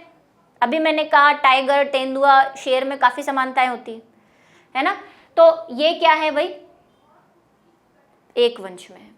समझ गए आप मेरी बात को। अब बात कर लेते हैं नेक्स्ट वाला लेवल, उससे बड़ा वाला लेवल, कुल। अब ऐसा हुआ कि कई वंश जो है, जैसे कि पैंथेरा वंश है, एक और वंश आपको बताएंगे, ये वंश भी दिखने में समान होते हैं। जाति तो अलग हो ही गई, कब से अलग हो गई, जनन तो वो कर नहीं पा रहे, लेकिन वंश, कई दूसरे वंश, देखो वंश सिर्फ पैंथेरा ही नहीं है, और भी हमारे पास जीनस है। जैसे प्लांट में सोलेनम होता है जीनस, है ना। तो मैंने कहा एक ही वंश भी, बहुत सारे वंश हमारे पास हैं। तो अभी क्या हुआ कि हमारे पास एक वंश है पैंथेरा, क्या करेंगे, कुल की परिभाषा क्या दे देंगे, समान गुणों वाले वंश को। अब हमारे पास 2-3 वंश ऐसे इकट्ठे हो गए जो दिखने में समान है, तो फिर हमने एक नया कैटेगरी बना दी, कुल। उसमें सारे वंशों को डाल दिया जो जो समान दिख रहे हैं। समान गुणों वाले वंशों को कुल में रखा जाता है, ठीक है। वंश जातियों की तुलना में कम समानता प्रदर्शित करते हैं। अब वैसी जैसी टाइगर और बाघ में और लेपर्ड में आपको समानता दिख रही थी, वैसी वाली समानता अब कुल में नहीं दिखेंगी, ठीक है। तो हमने क्या किया कि हमारे पास पैंथेरा में कौन कौन आ गए, बाघ, चीता और शेर आ गए। अभी मैंने कहा चीता और बाघ अलग अलग होते हैं, ठीक है। तो ये 3 आ गए, और लेपर्ड भी आ गया इसके अंदर, तेंदुआ भी आ गया। तो इनका एक वंश बना हुआ था, जो हम पिछले बार देख के आए कि भाई ये एक वंश में है। ऐसा ही एक वंश हमने बना रखा है फेलिस वंश। फेलिस वंश में कौन है, बिल्लियां, हमारी जितनी भी बिल्ली है। अब बिल्ली और शेर को देखो जरा, देखा है। ऐसे ही कुत्ता है ना, अगर छोटा कुत्ता बेबी हो और छोटा बेबी हो कुत्ते का, और कैट की बेबी हो जिसको किटन कहते हैं, और शेर का बच्चा हो, चलो कुत्ते को भी छोड़ दो, शेर का बच्चा देखा किसी ने, बिल्कुल कैट जैसा दिखता है। अगर शेर का बच्चा और कैट का बच्चा आ जाए तो हम शायद नहीं फर्क पता कर पाएंगे कि कौन कैट है कौन। तो भाई ये अलग वंश की है, ये तो कौन से वंश की है, फेलिस वंश की है। और शेर जो है वो पैंथेरा वंश का है, लेकिन दोनों में समानता है, दोनों दिख रहे हैं एक जैसे, काफी चीजें सेम है दोनों में, शक्लें मिल रही है। तो फिर हमने क्या किया, उनको एक कुल में डाल दिया कि लो तुम सब साथ में रहो। और इनको हम कैट फैमिली भी कहते हैं। जो शेर और ये जो होते हैं ना शेर, बिल्ली और ये सब, इनको कैट फैमिली भी कहा जाता है और उस फैमिली का नाम क्या है? फेलिडी। तो फेलिडी में कौन कौन आ गया? फेलिडी में बाघ, चीता, शेर और बिल्लियां भी आ गई, ठीक है। ऐसे ही कुत्ते का अलग कुल है, कुत्ता जो है वो आपका कैनिस कुल में आता है, अलग है इनसे दोनों से, ठीक है। तो हमने क्या किया? पैंथेरा ग्रुप और फेलिस ग्रुप को मिला के एक कुल बना दिया, एक फैमिली बना दी जिसको हम कहते हैं फेलिडी फैमिली। तो इसमें ये सब आ रहे हैं। अब इनमें काफी असमानता है भाई, ऐसे बड़ा होने के बाद अगर टाइगर और बिल्ली में पहचानोगे तो पहचान में आ जाएगा, है। इतने भी हम अंधे नहीं है कि बिल्ली और टाइगर में पहचान नहीं कर पाए। और कुत्ते का तो अलग ही है, कैनिस कुल। तो कुल भी और भी हो सकते हैं, ऐसे ही प्लांट में भी होते हैं। सोलेनम कुल होता है ना, लेग्यूमिनेसी होता है, फैबेसी होता है, ये सब अलग अलग आपको दिखेंगे। नेक्स्ट बात करते हैं संगण की। अब क्या हुआ? जो फैमिलीज, जैसे कि मैंने कहा कुत्ते की अलग फैमिली है, कैट की अलग फैमिली है, फेलिडी वाली, कुत्ते, कैट और उसकी, लेकिन कुत्ते और बिल्ली में भी कुछ कुछ समानताएं तो दिखती हैं। दोनों एक जैसे आपको दिखते हैं, वही 2 कान, ऐसे बालों से भरा हुआ मुंह, वही सूंघने की क्षमता, है ना, 4 पैर, ऐसे मूछें निकल आना। तो कुत्ता और बिल्ली में भी समानता है, लेकिन वो दोनों अलग अलग फैमिली के हैं। कुत्ता कैनेसी कुल का है, बिल्ली फेलिडी कुल की है, लेकिन समानता है। तो अब क्या करें? तो हमने उनको कहा कि चलो तुमको एक गण में डाल देते हैं। तो एक दूसरे से समानता रखने वाले कई कुल यानी फैमिली एक साथ गण में रखे जाते हैं। इन वंशों में कुछ गुण समान होने के साथ साथ असमानताएं भी होती है। अगर आप वंश से कंफ्यूज हो रहे हैं तो आप यहाँ पे कुल लिख दीजिए कि इन कुलों में समानता होने की वजह से। जैसे कि एक ऑर्डर है हमारे पास, एक गण है कार्निवोरा। हमने एक कार्निवोरा गण बनाया और इस कार्निवोरा में सबको डाल रखा है। सबको मतलब गाय सॉरी, जो भी मांस खाते हैं उनको, जैसे कि कुत्ता, बिल्ली, शेर, भालू, इन सबको डाल रखा है। हालांकि अलग अलग जातियों के, अलग अलग वंशों के, अलग अलग गण के हैं, अलग अलग वंशों के, अलग अलग कुल के हैं, लेकिन ये सब मांस खाते हैं, कार्निवोरा है, इसीलिए हमने एक गण के अंदर इन सबको डाल रखा है। ठीक है, किस किस को? तो अगर हम बोले कार्निवोरा, तो कार्निवोरा में देखो हमने कार्निवोरा गण है हमारा, उसमें हमने किस किस को डाल रखा है? हमने वंश पैंथेरा को भी डाल रखा है, इसमें टाइगर वाले ग्रुप को। हमने वंश फेलेसी को भी डाल रखा है इसमें, और फेलेसी और ये मिलके तो एक कुल बना रहे हैं जिसको हमने नाम दिया है फेलिडी, है ना। तो फेलिडी कुल को भी डाल रखा है। और एक और कुल है कैनिस कुल, कैनेडी कुल। कैनेडी कुल, कैनेडी कुल में कौन आ रहा है? कुत्ता, तो कुत्ते को भी इसमें हमने डाल रखा है। भालू को भी हमने इसमें डाल रखा है, जबकि भालू का कुल अलग है। तो इनमें हमने कार्निवोरा में सबको डाल रखा है, क्योंकि एक चीज में ये समान है, हालांकि कई चीजों में, लेकिन एक हम अध्ययन की दृष्टि से समझ रहे हैं कि ये सभी मांस खाते हैं, तो हमने इनको गण कार्निवोरा में डाल रखा है। इंसान भी कार्निवोरा में आते हैं, क्योंकि आगे अभी कैटेगरी होना बाकी है छोटी। फिर उसके बाद एक और कैटेगरी आती है, वो है वर्ग। समान गुणों वाले कई गण। अब ऐसे कई गण हैं, जैसे कार्निवोरा है, रोडेंशिया है ना, ऐसे कई गण हैं, उनमें भी कुछ समानताएं हैं, तो उनको हमने क्या कर रखा है? वर्ग में, यानी कि क्लास में। जैसे कार्निवोरा के अंदर मैंने आपको बोला चीता, बाघ, बिल्ली, कुत्ता, भालू, ये सब आ रहे हैं। प्राइमेट, प्राइमेट भी क्या है? एक प्रकार का गण है जिसके अंदर मनुष्य यानी कि मानव,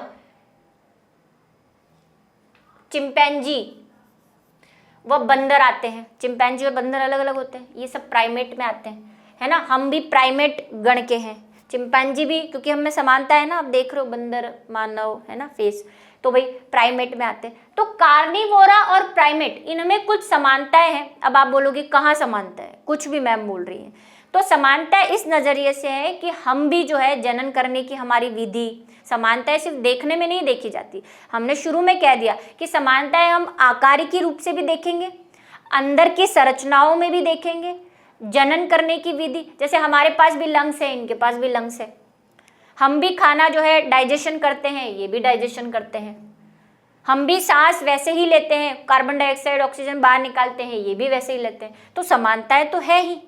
तो इनको हमने क्या किया, एक वर्ग मैमेलिया में रख दिया। किसमें? मैमेलिया। मैमेलिया जिसको हम कहते हैं स्तनधारी।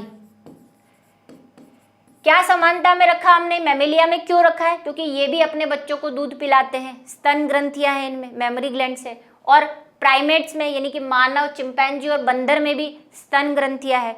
तो जब ये दोनों अलग अलग गण के थे, लेकिन फिर भी इनमें एक समानता थी, एक जो हम गिन रहे हैं कि क्या करते हैं, ये बच्चे पैदा करते हैं और अपने बच्चों को दूध पिलाते हैं, तो फिर हमने इनको एक गण, एक क्लास यानी कि मैमेलिया में रख दिया। और भी आते हैं मैमेलिया में, गाय, कुत्ता, ये सब मैमेलिया में ही आते हैं, ठीक है। हाथी देख ही रहे हो, अब कुत्ता और मंकी एक साथ एक ही क्लास में, भयंकर तबाही मचने वाली है, ठीक है। फिर आता है उससे बड़ा संघ, अनेक वर्ग। देखो सबसे इजी है जाति, जाति से मिलके बना वंश, वंश से मिलके बना गण, गण से मिलके बना कुल, फिर कुल के बाद आ गया आपका क्लास, और क्लास से मिलके बना संघ, और संघ से मिलके बना जगत। तो जगत सबसे हायर है। और देखो कई बच्चों को क्या इसमें होती है प्रॉब्लम, चलो आ ही रहा है, मैं अभी बताती हूँ। कहलाते हैं समान विशिष्ट गुणों वाले वर्गों को रखा जाता है। अब जिसमें जिन वर्गों में समानता थी उनको वापस हमने जगत में रख दिया, लेकिन इनमें क्या हो जाएगी, असमानताएं ज्यादा दिखेगी। कैसे असमानता? भाई आप कह रहे हो एक तरफ कुत्ता, आप कह रहे हो एक तरफ हाथी, कहाँ समानता है?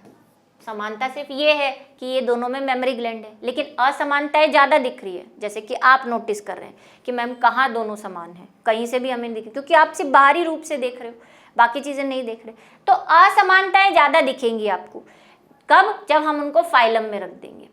फाइलम 2 है हमारे पास, आपको पता ही है कौन कौन से फाइलम है, बहुत सारे हैं वैसे तो, पोरीफेरा, सिलेंट्रेटा, ऑर्थोपोडा, है ना, कॉर्डेटा, हम सब ये मैमेलिया वगैरह कॉर्डेटा में जाते हैं। नॉन कॉर्डेटा में वो प्लेटीहेल्मिन्थीस, एस्केहेल्मिन्थीस, बहुत सारे फाइलम्स हैं हमारे पास, उन सब में असमानता है, और क्लासिफिकेशन आप पढ़ चुके हो। और सबसे बड़ा आता है किंगडम, जिसमें सिर्फ 2 ही कैटेगरी है, या तो प्लांट या एनिमल। अब आप देख लो कि आप अपने आप को जानवर समझते हो या पौधा, ठीक है। समस्त समुदाय संयुक्त रूप से 2 जगत में बांटे गए हैं, पादप जगत और जंतु जगत। ये सबसे इजी। अब यहाँ पे एक चीज जो मैं आपको बता रही हूँ, मानव का वर्गीकरण आपको याद होना चाहिए, है ना, हमारा क्लासिफिकेशन तो हम याद कर ले। अब दिक्कत ये आती है कि जगत सबसे बड़ा है, उच्चतम है, जाति निम्नतम है। सबसे अधिक समानता अगर आपको पूछेंगे तो समानता जाति में मिलेगी, और सबसे अधिक असमानताएं पूछेंगे तो असमानताएं आपको, ये बेटा पूछने वाले क्वेश्चन है ये, 1-1, 2-2 नंबर में ऑब्जेक्टिव में, सबसे अधिक असमानता आपको जगत में मिलेगी। अब आपसे पूछ ले कि जब हम जगत से जाति में जाएंगे तो क्या बढ़ेगा, तो जब हम जगत से जाति में जाएंगे तो समानताएं बढ़ेंगी, और जाति से जगत में जाएंगे तो असमानताएं बढ़ेंगी, है ना। ऊपर से नीचे आओगे तो समानताएं, नीचे से ऊपर जाओगे तो असमानताएं बढ़ती जाएंगी, ठीक है। सबसे अधिक समानताएं जाति में होती है। अच्छा याद, ये देखो ये 2 तो याद हो जाते हैं हमें, वंश और जाति। इसको मैंने कैसे कर रखा है, मैंने COF के ऊपर कर रखा है, COF, C मतलब क्लास, गण मतलब ऑर्डर, और F, ये 2 याद हो जाते हैं बच्चों को, जगत और संघ। नीचे वाले 2 याद हो जाते हैं, वंश और जाति। बीच में घपला हो जाता है कि पहले वर्ग आता है कि गण आता है कि कुल आता है, तो मैंने इसको COF से याद रखा है, क्योंकि मेरे को इंग्लिश वाला पता है। भाई वर्ग को क्लास कहते हैं, है ना, इतना तो पता होगा आपकी, क्लास को हम क्या कहते हैं, कौन से वर्ग में पढ़ते हो, है ना, वर्ग क्लास, गण को कहते हैं ऑर्डर, और कुल को कहते हैं फैमिली। आपका कुल कौन सा है, आपकी फैमिली कौन सी है, बोलते हैं ना तुम्हारे कुल में ये, हमारे कुल में ये, तो भाई फैमिली। तो COF याद रखो, ऊपर जगत, संघ, फिर COF, फिर वंश और जाति। मानव का आपको याद करना है, मानव जंतु में आता है, बहुत बढ़िया, एक बच्चे ने मुझसे क्वेश्चन पूछा था और फिर वो सफाई ये दे रहे थे कि मैम हमसे किसी ने पूछा है। तो सोचने की क्या बात है, एनिमल हो आप। कॉर्डेटा में आते हैं, मैंने आपसे कहा बहुत सारे संघ है, पॉरीफेरा, सिलेंटेटा, कॉर्डेटा, है ना, प्लेटिहेल्मिन्थेस, हम कॉर्डेटा में आते हैं। क्लास हमारी मेमेलिया है क्योंकि हम मेमोरी ग्लैंड लेके बैठे हुए हैं। गण हमारा प्राइमेट है, बंदरों के साथ साझेदारी। कुल हमारा होमोनिडी है। वंश हमारा होमो है, और बहुत से बंदरों के नाम के अभी भी होमो आता है। और जाति हमारी सेपियंस है, ये आपको कहीं नहीं मिलेगी क्योंकि ये हमारी स्पेसिफिक जाति है। ठीक है, तो ये मानव का वर्गीकरण है जो आपको वैसे चांसेस कम है, कभी इसको पूछते नहीं, पर हाँ कोई टीचर पूछ ले तो ठीक है, चांसेस नहीं है इसके। अच्छा, ये बात हमने कर ली कि जाति से ऊपर गमन करते हैं तो असमानताएं आ जाती है। अब आते हैं जीवों के अध्ययन हेतु साधन, कि हम ये जो अध्ययन कर रहे हैं, ये जो बड़ी बड़ी बातें कर रहे हैं, ये है, इसके 2 हाथ है, 2 पैर है, तो ये अध्ययन के लिए हमारे पास क्या क्या चीजें हैं, कहाँ से हम ये अध्ययन कर सकते हैं। आज मैं चाहूँ कि मैं दुनिया के सारे एनिमल जितने भी है उसका अध्ययन करूँ, कहाँ जाऊँ? जंगल में। कौन बताएगा जंगल में मेरे को, है कि वो जानवर खुद तो नहीं बोलेगा मेरा नाम पिको क्रिस्टेटस है, ऐसे तो नहीं बोलेगा, है ना। तो मेरे को क्या करना पड़ेगा? देखो, कई बच्चे कंफ्यूज हो जाते हैं। सही, कई बच्चों ने हर्बेरियम, म्यूजियम, संग्रहालय सब रट लिया होता है, लेकिन उनको यही नहीं पता होता कि ये जो हम पढ़ रहे हैं ना, म्यूजियम, संग्रहालय, ये सब क्या है? ये सब जीवों के अध्ययन के साधन हैं, एड्स हैं ये, ठीक है, टेक्निक्स हैं ये। तो कई बार क्वेश्चन है ये आ जाता है कि जीवों के अध्ययन के साधन बताओ, बच्चा कंफ्यूज, यार ये कहाँ था, मैंने तो पूरा चैप्टर चार्ट मारा, दिखा ही नहीं मुझे तो, क्योंकि आपने इस पे ध्यान ही नहीं दिया बेचारे पे। वो रो रहा था, चिल्ला चिल्ला के कह रहा था कि मैं हूँ, मैं ऐसे। तो इसको भी ध्यान में रखो कि ये अब जो हम पढ़ने वाले हैं वो क्या है, साधन है पढ़ने के। संग्रहालय, सबसे पहला म्यूजियम, सब गए होंगे म्यूजियम में, क्या रखा होता है म्यूजियम में, वही लिखना है। यह एक ऐसा विशिष्ट स्थान है जहां पे मृत पादपों व जंतुओं के नमूनों को उचित परिरक्षक द्रव्य, परिरक्षक द्रव्य का मतलब प्रिजर्वेटिव,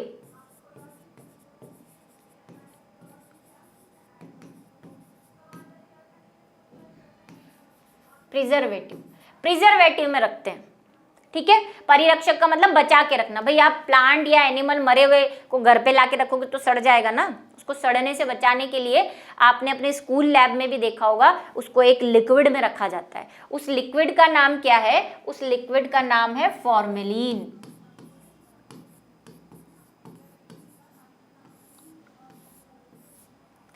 ठीक है, फॉर्मेलिन के अंदर रखते हैं। जनरली अल्कोहल भी रखते हैं, लेकिन ज्यादातर फॉर्मेलिन रखा जाता है। आपकी लैब के अंदर जो स्कूल में पढ़ा है वो सब फॉर्मेलिन होगा। ठीक है, हालांकि मैंने यहाँ लिख दिया है। डुबो कर रखा जाता है। इस परिरक्षक द्रव्य प्राय फॉर्मेलिन होता है। ठीक है, फॉर्मेलिन के अंदर रखते हैं ताकि वो सड़े नहीं, उस पर बैक्टीरिया नहीं रखे। ध्यान रखने वाली बात क्या है कि म्यूजियम में मृत चीजों को रखा जाता है, मरी हुई चीजों को, जिंदा नहीं रखते। और आपकी जो लैब है स्कूल वाली, वो भी एक तरह का छोटा वाला म्यूजियम ही है। ठीक है, कुछ महत्वपूर्ण संग्रहालय आप याद कर सकते हैं। हालांकि देखो, राजस्थान बोर्ड, एमपी बोर्ड में ऐसे, सीबीएसई में तो ऐसे क्वेश्चन नहीं पूछते, लेकिन यूपी बिहार में कुछ साल में ऐसे क्वेश्चन पूछे हुए हैं कि म्यूजियम के नाम बता दो या बॉटनिकल गार्डन के नाम बता दो, तो उसीलिए मैं करा रही हूँ। आने के चांसेस कम है, कुछ कुछ स्कूल्स में पूछ लेते हैं, क्योंकि एनसीईआरटी में ज़्यादा नहीं दे रखे। ठीक है, तो इंडियन म्यूजियम कोलकाता में है एक, और national museum of natural history Delhi में। ये प्रमुख म्यूजियम है, बड़े जिसको हम कहते हैं। नेक्स्ट है संग्रहालय की क्या महत्व है। अब ये काम क्या आ रहा है, तो भाई स्टडी करने के तो काम आ रहा है। अब देखो, स्टडी में ऐसा है, आप एक के याद कर लो, अब एक में ही थोड़ा थोड़ा चेंज करके आप सबके बना सकते हो।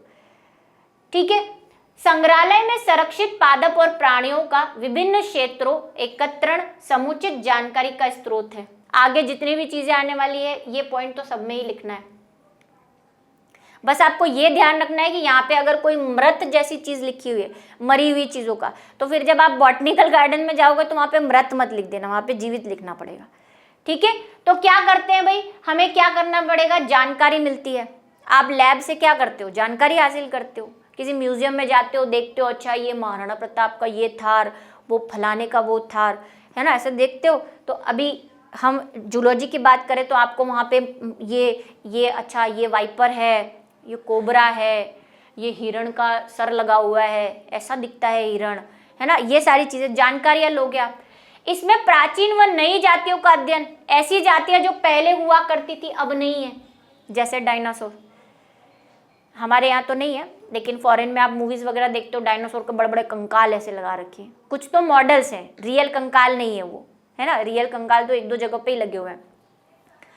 तो उससे हमें क्या मिलेगी, जो जीव अभी नहीं है उनके बारे में भी जानकारी मिलती है, मरे हुए प्राचीन जीवों के बारे में, है ना। मंकी की कोई स्पीशीज, वन मनुष्य, अब आप रास्ते में चलते हुए वन मनुष्य को तो देखते नहीं होंगे, किसी म्यूजियम में उसका फोटो ही देख पाओगे। यहाँ विभिन्न प्रकार के सदस्यों की पहचान भिन्नता के साथ अध्ययन किया जाता है, जैसे आप स्कूल में करते हो कि कोबरा कोबरा क्यों है और वाइपर वाइपर क्यों है।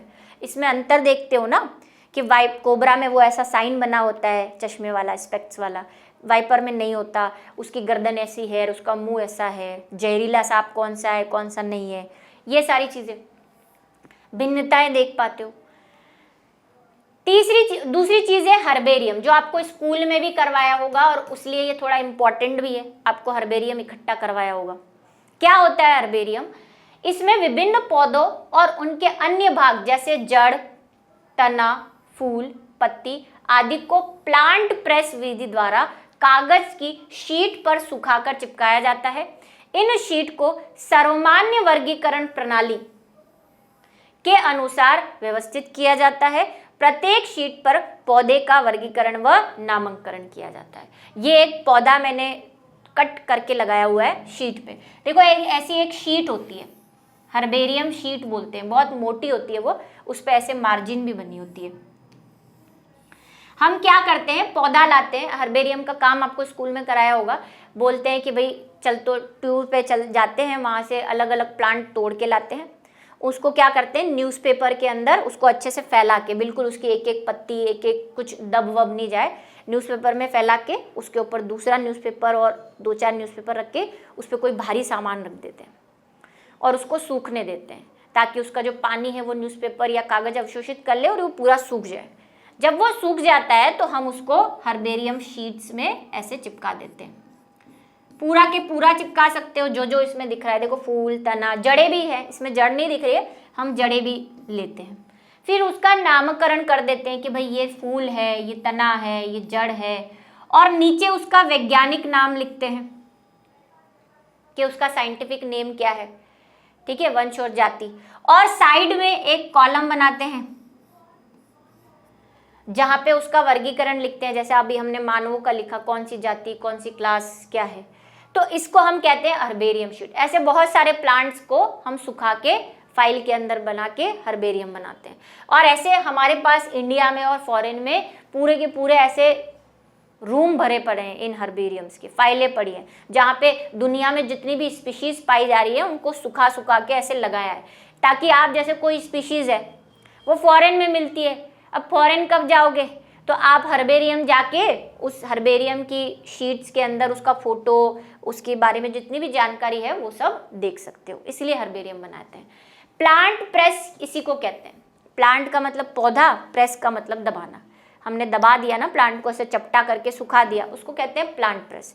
और फिर उसका सर्वमान्य वर्गीकरण प्रणाली, ये जो मैंने कहा नाम लिखेंगे, ये हम वर्गीकरण के अनुसार लिखेंगे जो सब जगह मायने हो। आप ऐसे नहीं गोभी है तो गोभी लिख के चलो गोभी है ना, आलू का पौधा है तो लिख दो आलू, गुजराती वाले लिखेंगे बटाटा, ऐसे नहीं लिखना, साइंटिफिक नेम लिखना है, सोलेनम ट्यूबरसम, ठीक है, आलू का वैज्ञानिक नाम, उसका वर्गीकरण व नामांकन करना है, ये होती है हर्बेरियम शीट। ये प्रैक्टिकल फाइल से अलग क्यों है? प्रैक्टिकल फाइल में तो हम ड्रॉ करते हैं, यहाँ पे तो पूरा के पूरा पौधा चिपका रहे हैं। अब हर्बेरियम के प्रमुख कार्य क्या है, क्या करता है हर्बेरियम? हर्बेरिया, देखो सिंगुलर तो हर्बेरियम है, प्लूरल में हमको बोलना है तो हर्बेरिया बोलना पड़ेगा। का प्रमुख कार्य निम्नवत है: स्थायी अभिलेख यानी कि परमानेंट रिकॉर्ड रखना। वही मैंने कहा, आपने कोई जंगल से आप कोई पौधा लाए, भाई वो तो सूख के सड़ जाएगा, इससे तो बेटर है आप उसका हर्बेरियम बना के उसको फाइल में रख दो, तो किसी को जरूरत होगी तो वो स्टडी कर सकता है। तो परमानेंट स्थायी अभिलेख बन जाएगा, डॉक्यूमेंट बन जाएगा, आपके पास रिकॉर्ड आ जाएगा उसका कि ये पौधा मैंने वहां से देखा था, उसकी ये खासियत थी। का सही तरीके से रख रखाव होता है, करना पड़ता है। ऐसा नहीं उस पर दीमक लग गई, आपने फाइल बना के छोड़ दी, उस पर दीमक लग गई, कीड़े लग गए, उसका रख रखाव करना है। किसी विशेष वानस्पतिक क्षेत्र व अलग अलग वानस्पतिक क्षेत्रों के पादपों के संग्रहण व परिरक्षण का अभिलेख अर्थात हर्बेरियम सुरक्षित रखना। जहां से भी आप लाए हैं उसकी जानकारी रखना कि वो इस क्षेत्र का था, अमेरिका से लाई हूँ कि राजस्थान से लाई हूँ, उसका सारा ब्यौरा रखना इसके अंतर्गत। हर्बेरियम का महत्व क्या है? तो एक तो अध्ययन तो सबका कॉमन पॉइंट रहेगा। संग्रहित पौधों के संपूर्ण जानकारी में सहायक होता है। जो भी आपने पौधे लगाए हैं, चिपकाए हैं, संग्रहित किए हैं, उनकी जानकारी। पौधों की पहचान में सहायक होता है, ठीक है।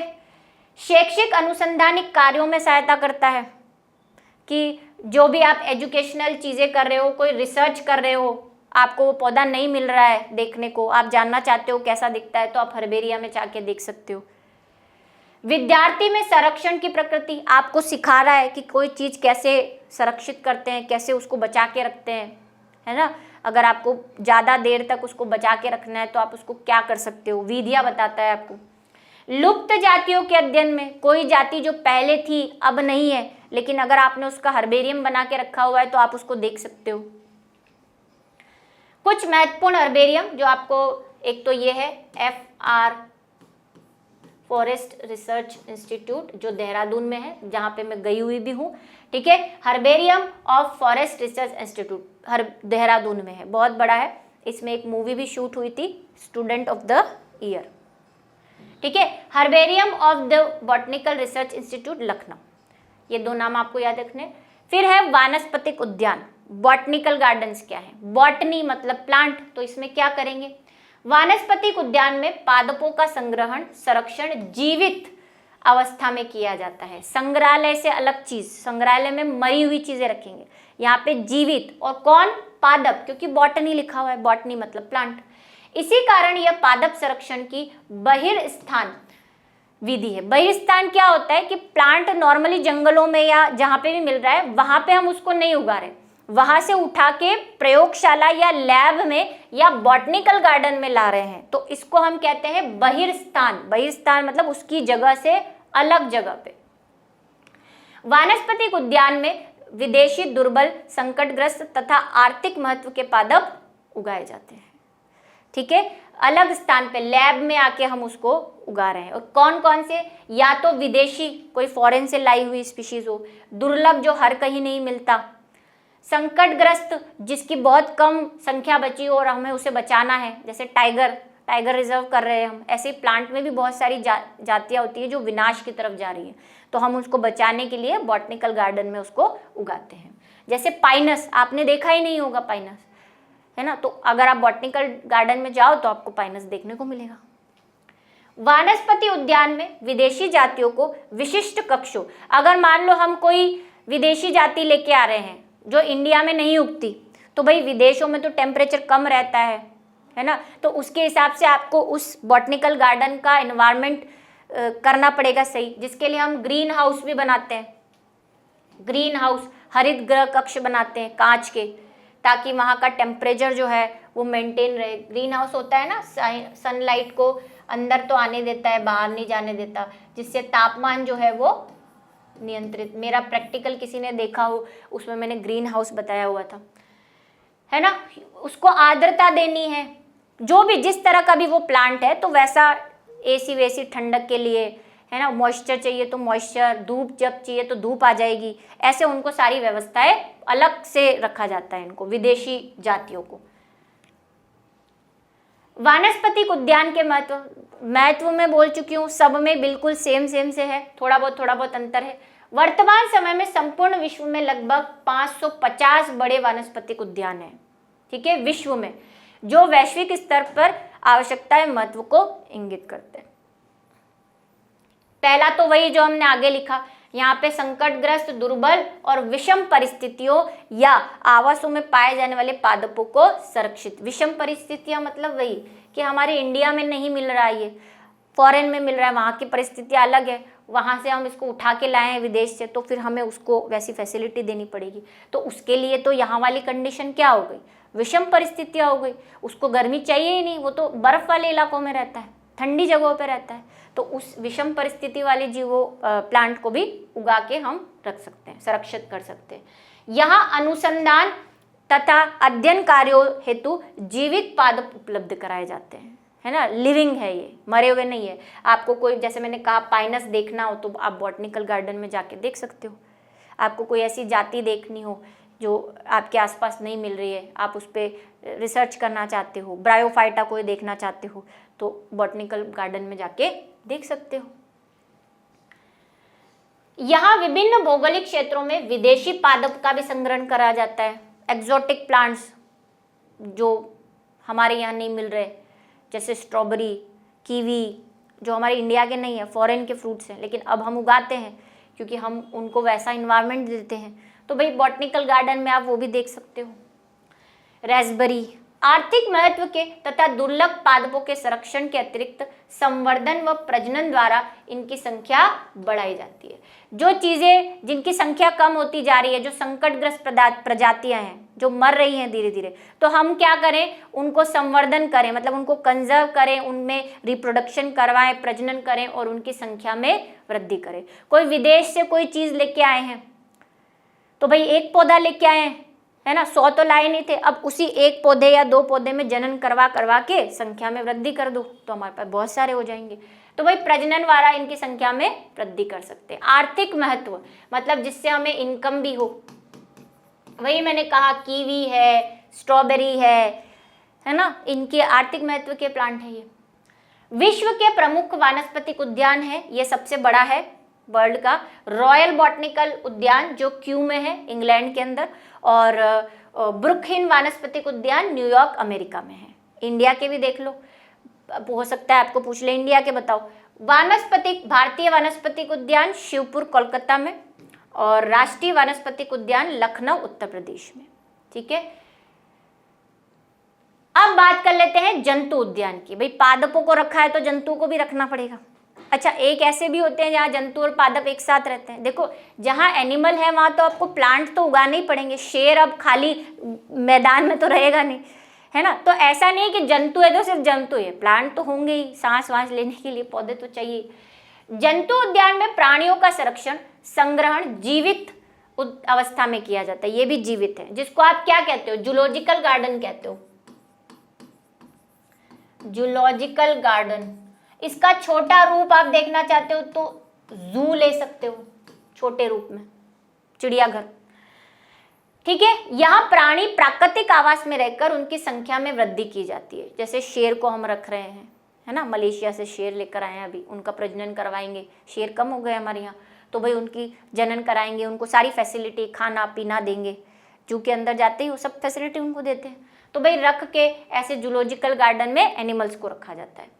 जंतु उद्यान में दुर्लभ संकटग्रस्त विदेशी प्राणियों को रखा जाता है। वैसा ही सेम बॉटनी वाला, वहां पे प्लांट रख रहे थे, यहाँ पे एनिमल रखेंगे।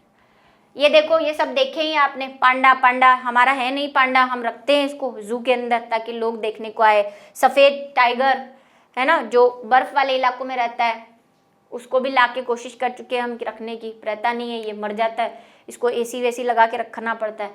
ठीक है, महत्व क्या है, वही महत्व अध्ययन व अनुसंधान की दृष्टि से महत्वपूर्ण, पर्यटन की दृष्टि से महत्वपूर्ण। भाई लोग देखने आएंगे, इनकम होगी, पैसा आएगा गवर्नमेंट को। विदेशी संकटग्रस्त व दुर्लभ जातियों का संरक्षण, प्रजनन करवाकर संख्या, वही उनकी संख्या में वृद्धि कराना, जो नष्ट हो रहे हैं उनको बचाना। महत्वपूर्ण जंतु उद्यान नेहरू प्राणी पार्क हैदराबाद, चिल्का प्राणी पार्क चिल्का, ये 2 महत्वपूर्ण है। ठीक है, याद कर सकते हो आप जिनके पूछते हैं। अब बात करते हैं हम कुंजी की।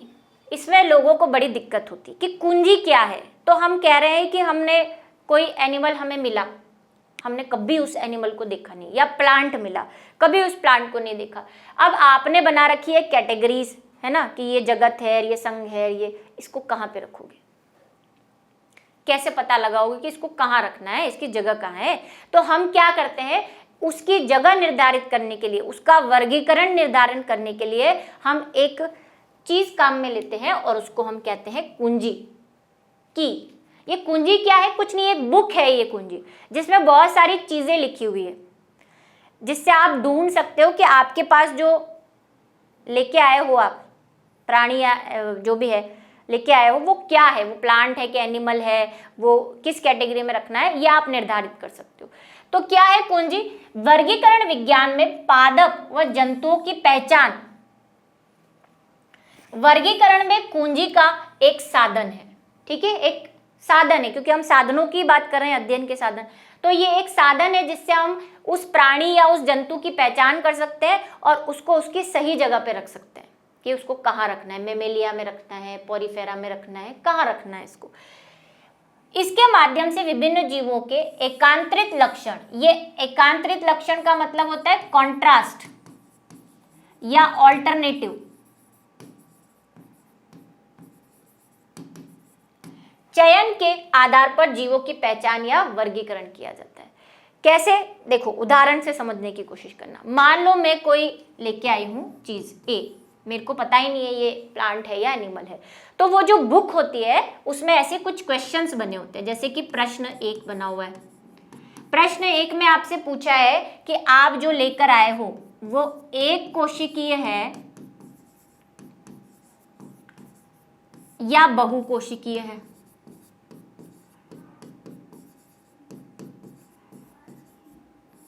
अगर वो एक कोशिकीय है तो आप 2 नंबर वाले क्वेश्चन पे चले जाओ,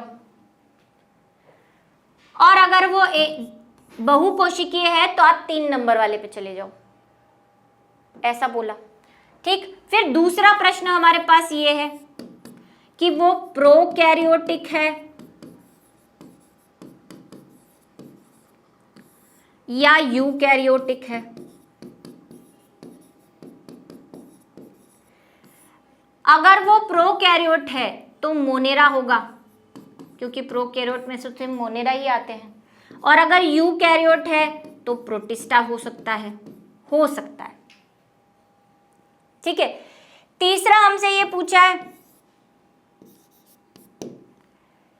कि वो स्वपोषी है, यानी कि अपना खाना खुद बनाता है, या विषमपोषी है, दूसरों पे डिपेंडेंट है।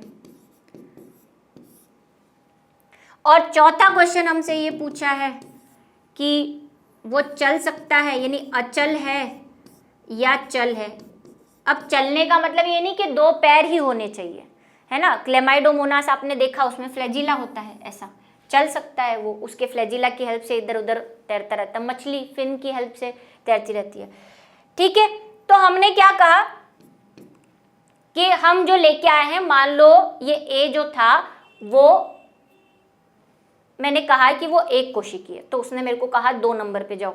2 नंबर पे गई, 2 नंबर पे उसने बोला कि आप जो ये लेके आए हो, ये जो भी लेके आए हो, ये क्या है, यूकैरियोट है या प्रोकैरियोट है। अभी प्रोकैरियोट क्या होता है, जिसमें डीएनए ऐसे बिखरा हुआ रहता है, और यूकैरियोट में केंद्रक में कवर रहता है, न्यूक्लियस होता है उनके पास। तो मैंने कहा कि मेरा जो है वो यूकैरियोट है, तो ये कह रहा है कि आपका प्रोटिस्टा हो सकता है ना। यूकैरियोट है तो हो सकता है ये प्रोटिस्टा हो, ठीक है। तो ये प्रोटिस्टा होगा अगर एक कोशिकीय है, और कैसा है, यूकैरियोट है तो ये प्रोटिस्टा होगा। लेकिन आप बोलो नहीं मैम हम तो बहुकोशिकीय पे जाएंगे, तो बहुकोशिकीय वाले पे चले जाओ। कि आप जो लेके आए हो वो बहुत सारी सेल्स है, उसमें ऐसे कोशिकाओं का बना हुआ है, तो वो कहेगा तीसरे नंबर पे जाओ।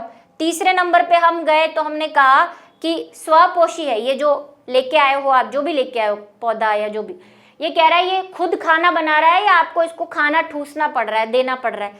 तो आपने कहा कि नहीं मैम इसको खाना ठूसना पड़ रहा है। तो अगर खाना नहीं देना पड़ता तो ये प्लांट हो सकता था, लेकिन आप कह रहे हो खाना ठूसना पड़ रहा है, तो ये कहेगा चौथे नंबर पे जाओ। ये चौथे नंबर पे गए। चौथे नंबर पे उसने कहा कि अगर आप जो चीज लाए हो वो चल फिर रही है ना, मूव कर रही है या नहीं कर रही। तो हमने कहा कि अगर चल रही है तो वो जंतु होगी, और अगर नहीं चल रही है तो वो कवक होगी। ऐसे ऐसे सवाल बने हुए हैं, आप एक एक सवाल पे जाओ, वो आपको नेक्स्ट सवाल पे भेजेगा, तो उससे आप एक एक चीज निकाल लोगे। तो हमने क्या चीज निकाली कि हमारा एनिमल बहुकोशिकीय था, हमारा एनिमल विषमपोषी था, प्रोकैरियोट था, यूकैरियोट था, और इन सब से हमने निष्कर्ष निकाला कि हम जो लेकर आए हैं वो तो एनिमल है क्योंकि वो चल सकता है, चल रहा था वो, तो हमने निकाल लिया कि ये जंतु कैटेगरी में रखेंगे। फिर ऐसे ही आगे भी पॉरीफेरा के अलग कैरेक्टर हैं, है ना, सारे कैरेक्टर पढ़े हैं आपने, सिलेंट्राटा के अलग, तो फिर उस हिसाब से आप उसको वर्गीकृत कर दो। ऐसे ही प्लांट में भी कर सकते हैं, ब्रायोफाइटा में रखना है, टेरिडोफाइटा में रखना है ना, फूल पत्ती है तो आप इसको जिम्नोस्पर्म से एंजियोस्पर्म किसी में भी रख सकते हो, फूल पत्ती नहीं है तो शैवालों में रखो, इस तरह से। तो ये कुंजी होती है। ये भाई पूछने लायक क्वेश्चन है, पूछा जा सकता है, और आप इसको अगर ये उदाहरण देकर समझाएंगे तो बहुत अच्छे नंबर आपको मिल सकते हैं, इसका ध्यान रखें। नेक्स्ट है नियम पुस्तिका। मैनुअल क्या होता है? ये भी एक किताब है, ठीक है, बुक है ये। यह एक पुस्तक है जिसमें किसी एक जाति के विशेष का संपूर्ण वर्णन मिलता है, पूरी जाति का, और अगर मैं कहूं कि वर्गक का तो वो भी बोल सकते हो। जैसे मान लो मेरे को मेमेलिया जाति है, ठीक है, मेमेलिया के बारे में पूरी इंफॉर्मेशन चाहिए कि मेमेलिया में कौन कौन से जीव आते हैं, मेमेलिया के कौन कौन से लक्षण हैं, जो कि हम क्लासिफिकेशन में पढ़ते भी है कि क्या लक्षण है इसके, कौन कौन से जीव इसके अंदर रहते हैं, ये सारा मेरे को पढ़ना है। सारी दुनिया में जितनी भी मेमेलिया की स्पीशीज है मेरे को उसके बारे में जानकारी चाहिए। तो क्या करूंगी? तो मैं जाऊंगी एक रिसर्च सेंटर में, सब जगह मैनुअल नहीं होता, रिसर्च सेंटर में जाऊंगी, वहां पे मैनुअल उठाऊंगी, मैनुअल उठा के मेमेलिया के बारे में जानकारी। आप एक तरह से ये बोल सकते हो, इंसाइक्लोपीडिया नाम पढ़ा है, बुक्स आती है जिसमें बहुत सारी चीज़ें सबके बारे में होता है ना, डोरेमोन वगैरह बोलता है ये वाला इंसाइक्लोपीडिया है, जैसे विकिपीडिया है, गूगल पे कुछ भी टाइप करो सामने आ जाता है। तो ऐसे ये मैनुअल है जिसमें लिखा हुआ है सब कुछ कि इस जाति के ये लक्षण है, इसमें ये जीव है, फोटोग्राफ बने हुए हैं, तो आप उसका क्या कर सकते हो, स्टडी कर सकते हो कि मेमेलिया जाति का अलग से मैनुअल बना हुआ है, नियम पुस्तिका बनी हुई है, कार्निवोरा का अलग से बना हुआ है ना, प्राइमेट की अलग से बनी हुई है, तो आप उसके बारे में जाके सर्च कर सकते हो। फिर है मोनोग्राफ। ये छोटे छोटे क्वेश्चन है सारे।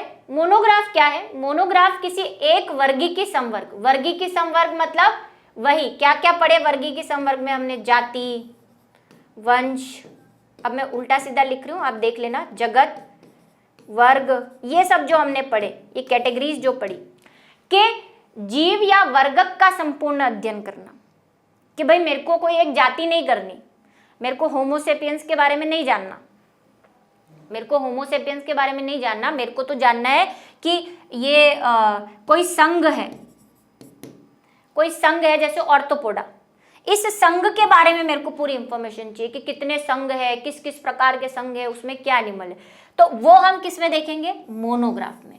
इसमें क्या देख सकते हैं? सिर्फ जाति, जैसे मेरे को देखना है होमोसेपियंस, मेरे को सिर्फ इंसानों के बारे में पढ़ना है, मैमल्स के बारे में भी नहीं पढ़ना, चलो मेरे को सिर्फ इंसान के बारे में पढ़ना है, तो मेरे को पूरी इंसान की जानकारी उस मैनुअल में मिलेगी। लेकिन अगर मेरे को किसी सारे वंशों के बारे में पढ़ना है या सारे संघों के बारे में पढ़ना है, तो फिर मैं क्या लेके आऊंगी? तो फिर मैं मोनोग्राफ लेके आऊंगी, क्योंकि ये पूरा वर्गीकी संवर्ग बताएगा। ठीक है, समझ गए? चलो नेक्स्ट चलते हैं।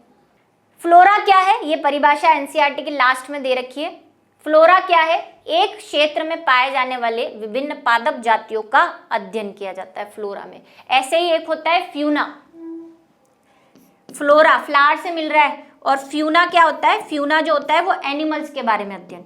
अगर आप किसी एक क्षेत्र में, जैसे कि राजस्थान के में पाई जाने वाली जातियों, पादप जातियों के बारे में कोई अध्ययन कर रहे हो तो उसको कहेंगे फ्लोरा।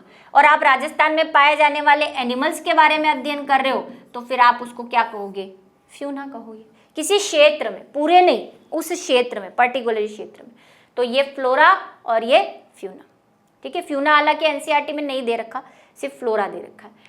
और एक दो चीजें जो आपको हमेशा दिक्कत देती है वो है सम्मिष्टि क्या होती है। सम्मिष्टि क्या है, जो पीछे शायद क्वेश्चन भी है, एक ही जाति के सदस्य जब अलग अलग भौगोलिक वातावरण में रहते हैं, एक ही जाति, जैसे मैं एग्जांपल ले लेती हूँ, मानव, इंसान इंडिया में भी रहता है, इंसान फॉरेन में भी रहता है, इंसान अमेरिका में भी रहता है, इंसान सब जगह रहता है। तो एक ही जाति के अलग अलग भौगोलिक वातावरण में वहाँ का वातावरण अलग है, इंडिया का अलग है, अटलांटिका का अलग है, रहते हैं, तो उनके रंग रूप एवं आकार में भिन्नता आ जाती है। वो अलग दिखते हैं, हम थोड़े सांवले से दिखते हैं, फॉरेनर आपको देखते ही पहचान में आ जाएगा और ये फॉरेन से आया है ना। जापानी और अलग दिखेंगे क्योंकि उनका भौगोलिक वातावरण अलग है। तो इस समूह को समष्टि या आबादी कहते हैं, जिसको हम नॉर्मल लैंग्वेज में कहते हैं पॉपुलेशन।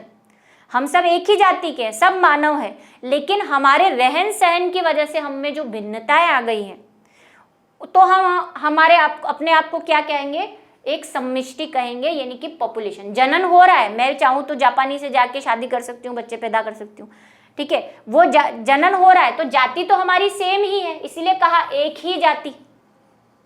लेकिन हम अलग अलग जगह रह रहे हैं, तो इसीलिए उस पूरे जाति को हम क्या कह देंगे, समष्टि, जो कहीं भी रह रही हो। समझ में आ गई। समष्टि में जीवों की संख्या अधिक या कम हो सकती है। आप इंडिया की पॉपुलेशन बहुत ज्यादा है, चाइना की उससे भी ज्यादा है, जापान की कम है, ठीक। और एक ये वर्गक, ये बहुत डाउट है बच्चों को कि वर्गक क्या होते हैं। हमने वर्गीकी संवर्ग पढ़े, बच्चे वर्गीकी संवर्ग और वर्गक में कंफ्यूज रहते हैं। देखो वर्गीकी संवर्ग क्या होता है, ये जो जगत संघ अध्ययन की दृष्टि से हमने जो स्तर बनाए हैं, जाति वंश, ये सब वर्गीकी संवर्ग है, कैटेगरीज है। और ये है टैक्सोन। टैक्सोन क्या होता है, जीवों का वह समूह जब मिलकर किसी वर्गीकी इकाई का निर्माण करता है तो वर्गक कहलाता है। क्या कहना चाह रहा है ये समझो। मान लो ये कोई जीवों का समूह है, ये ऑर्गेनिज्म जिसको हम कहते हैं,